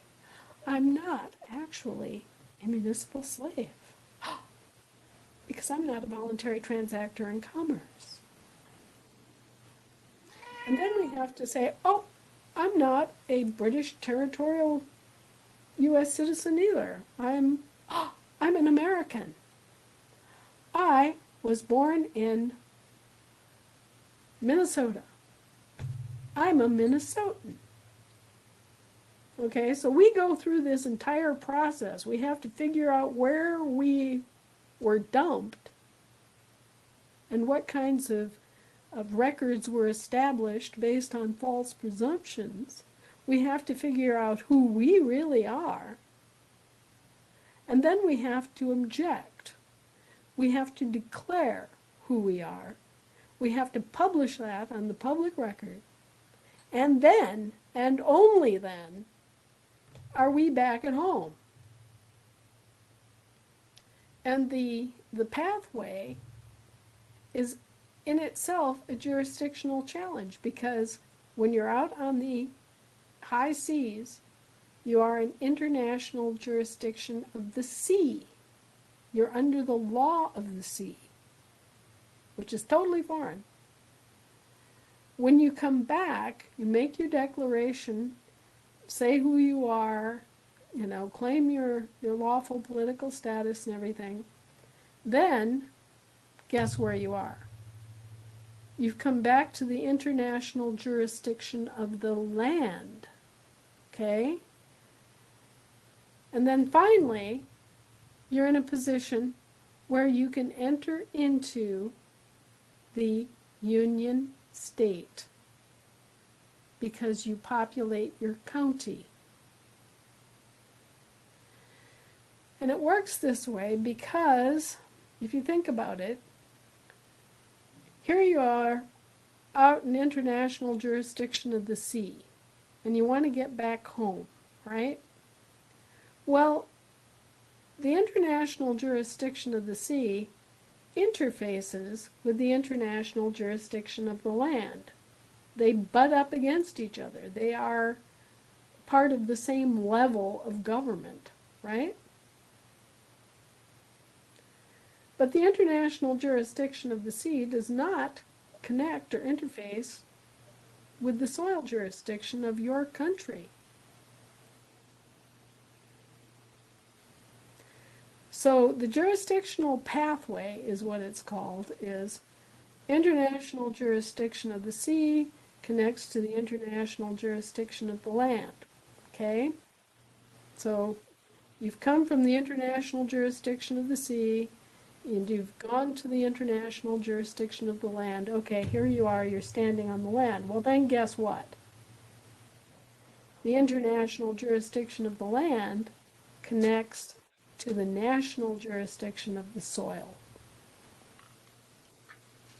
The international jurisdiction of the land is between the sea and the soil. So when we are coming back from the international jurisdiction of the sea, our pathway jurisdictionally and in law is from the sea to the land to the soil. Mm-hmm. And that's why we come back to the state and then to the county. Mm-hmm. Our Yeah, as you forefathers, go ahead. yeah, well, our I was, forefathers set it up that way. yeah, and you've always said as you populate your assembly, you populate your counties. Right. You gain access to your counties because the founding fathers set up this entire situation with the land and soil like a layer cake. Mm-hmm. Checks and Okay? balances. And they did that so that the union states and their counties and the counties in the entire system, our system of government, were protected. Right, They're isolated. right. The counties have access to international and global jurisdiction through one corridor, their state. Okay? So when you come back to your state, okay, I'm back on Wisconsin, right? Yay, yay, I'm home, rah! All right, well, then I go to what? Where am I living? Oh, I'm living in Jackson County. And that county exists as a soil jurisdiction county and as a land jurisdiction county. And when I'm standing on the land, I can access the soil. In fact, I do access the soil automatically by living there. So when you populate your state, you also gain access to and populate your county. It doesn't work the other way. In this case, because we start out at the international jurisdiction of the sea. And there are other advantages to doing it our way, which is to populate the state. Not only do you automatically seat the counties as people join at the state level and then are living in a county, okay, it's one of the people, right? You get immediate international representation if you do it this way. And you have a clear jurisdictional pathway. And you also have the ability to claim all forms of true liability for all the things that have happened to you. If you were just living in the county, number one, you would have no way of explaining jurisdictionally how you got there. All right? But let's just pretend that you went the other way and you organized your county first. Number one, you'd have no explanation of how you got there jurisdictionally. So that's a big problem. But if you just want to say, oh, well, that was all just fraud anyway, and fraud vitiates everything, and I was always here and right here where I've always been, which is what the people who are doing this are trying to do, then guess what? If you've always been there, you've never been harmed. It's all just been a bunch of fiction out here, a bunch of big storytelling. You didn't actually lose your 80-acre farm. You didn't get pinched for a whole bunch of IRS money that you never should have paid in the first place. You didn't lose your car in an impound auction for a broken taillight. You know, you have no recourse. You're saying, oh, well, all those things didn't happen. I was here all the time anyway. You see, you lose your ability to claim damages for all the things that they in fact did to you. All the losses, all the assets that were seized under bogus conditions. So that's another reason why doing it our way, instead of trying to organize the counties first, makes a lot of sense. It does. Being able to front your state immediately means that you can have international representation. This is how the Federation is enlivened. This is how the Federation gains the traction to be able to go in there and bring back the assets, to form a bank, to do all the things in protection of the people, to, set up a countrywide law like we already have protecting Americans against claims that they're GMOs. It's how we can do things like enroll the Western states as part of the Union. If we didn't have all that stuff already going, we'd still be stuck around going, trying to organize 3,100 counties, and having organized 3,100 counties, then we'd have to try to organize 50 states, and then we would have to try to organize a doppelganger international government or federation to represent us to the rest of the world. And, by then, guess what? If we'd stood around and done all that, and done it that way, it would be 10 years down the pike, and there would still be nothing stopping the international bankers from claiming everything there is in this entire country. Well, that's a very thorough explanation. Thank you for that, Anna. Well, yeah, we had to make this decision. I mean, this was something that the Federation studied on. We had to look at it long and hard and figure out what the, number one, where we were in terms of the jurisdictional pathway to get home. But we also had to figure out, how do we get immediate representation in the world stage, because if we don't have that, then they're going to say that, oh, well, we don't know, the American government just disappeared, and they've been in interregnum for, 160 years, and I guess all of this land and all this money and everything else, all these assets are just up for grabs. It's abandoned. Yeah, abandoned, ready to pay off our creditors with it. Yeah, no, it makes complete and total sense. Thank you so much for that.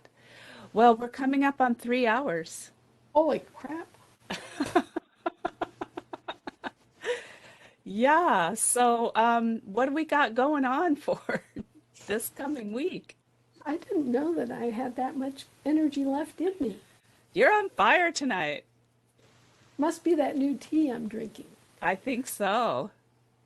A young friend of ours who is an herbalist has concocted up this tea that I'm drinking, and it has some really good effects. Nice. And I'm going to go through the month-long Cleanse. do it. I'm going to do it for a month and report back on it. Sweet. And if it's half as good as I think it is, you're all going to want it. Yeah, I want it. I love tea. I'm a big tea drinker. I had no idea we'd gone on for 3 hours. Usually my voice is giving out by 2. It's not even wavering tonight. No. Well, maybe, who knows? Maybe my young friend has stumbled onto the fountain of youth. I don't know. He's always Let's been hope kind so. of, yeah, well, he's always been kind of an idiot savant type genius, Right. He comes up with these things. But anyway, We covered the banks, Yep. and this coming week it's going to be nail the banks down and get the money, honey. And then, and then we're going to be rapidly deploying in all directions, folks. Excellent. Well, that's very exciting. But do you still need donations? Because we're kind of light this month. Oh, I know people are anticipating having money coming in from other sources and us not needing it. But yeah, we still need it because we've got these cases going on and, you know, everything. We got fees, we've got rent, we've got all this stuff coming at us. And until it gets settled, it's not settled, you know? Right. And so we're at the very last leg of the journey, but we're still a mile from home, you know? Yep. So yeah, we still need donations. Hopefully this is the last week I'll ever have to say that. Yes, yes, I am looking forward to that. Not that I love your donations. I love the things, you know, I love seeing the donations come in from all over the country, you know. And I sit there and I think about, oh, New Mexico, Maine, Vermont. There's one from Minnesota, you know. It really makes me think about this great country and all the wonderful people in it. And so, yeah, I've enjoyed getting the donations, not only because we need the donations, but because it makes me have a sense of how wonderful and large and varied this country really is. And I And know so, you really appreciate the comments and the encouragement that people send as well. oh, and I love we get photographs. My big bulletin board is just full of photographs. Um, I, you know, people have taken snapshots of their families, and they've taken snapshots of the assemblies having picnics and you know, potlucks and meetings and things. I've got all those photographs on my bulletin board, and it makes me feel like I have this huge extended family of Americans out there. It's really wonderful, and it's Well, it's very supportive. It makes you feel like, hey, I'm not alone. Hey, way to go, you know? And so, yeah, I just love all that. And if it ever stops, I'm going to feel bad. but um, yeah, and people send me stamps, you know? you love your stamps. Well, and the thing is, I mean, we have a lot of postage. We have a lot of postage costs, Oh my and, gosh. you know, so just having those stamps is a blessing. And anyway, it's a wonderful thing how we're all pulling together and making this work, and how we have made it work despite having no money. You know, just our individual little out of pocket. You know, what we can do has gotten us this far. And this Good is old American ingenuity, you know? right. Pulling together, pitching in, doing our part. Yeah, exactly. That's that's how we've gotten this far. And we've come a long way, baby. We sure have. And more Americans are waking up. Now, one of the things that we do have to turn some immediate attention to as soon as we get through this thrashing it out in the courts and thrashing it out with the banks is to turn our attention toward health.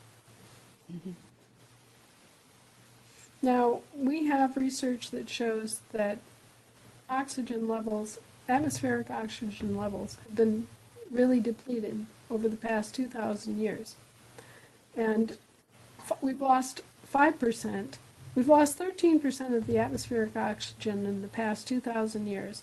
And thanks to industrialization and cutting off forests and polluting the sea, we've lost 5% of the atmospheric oxygen in the past 100 years.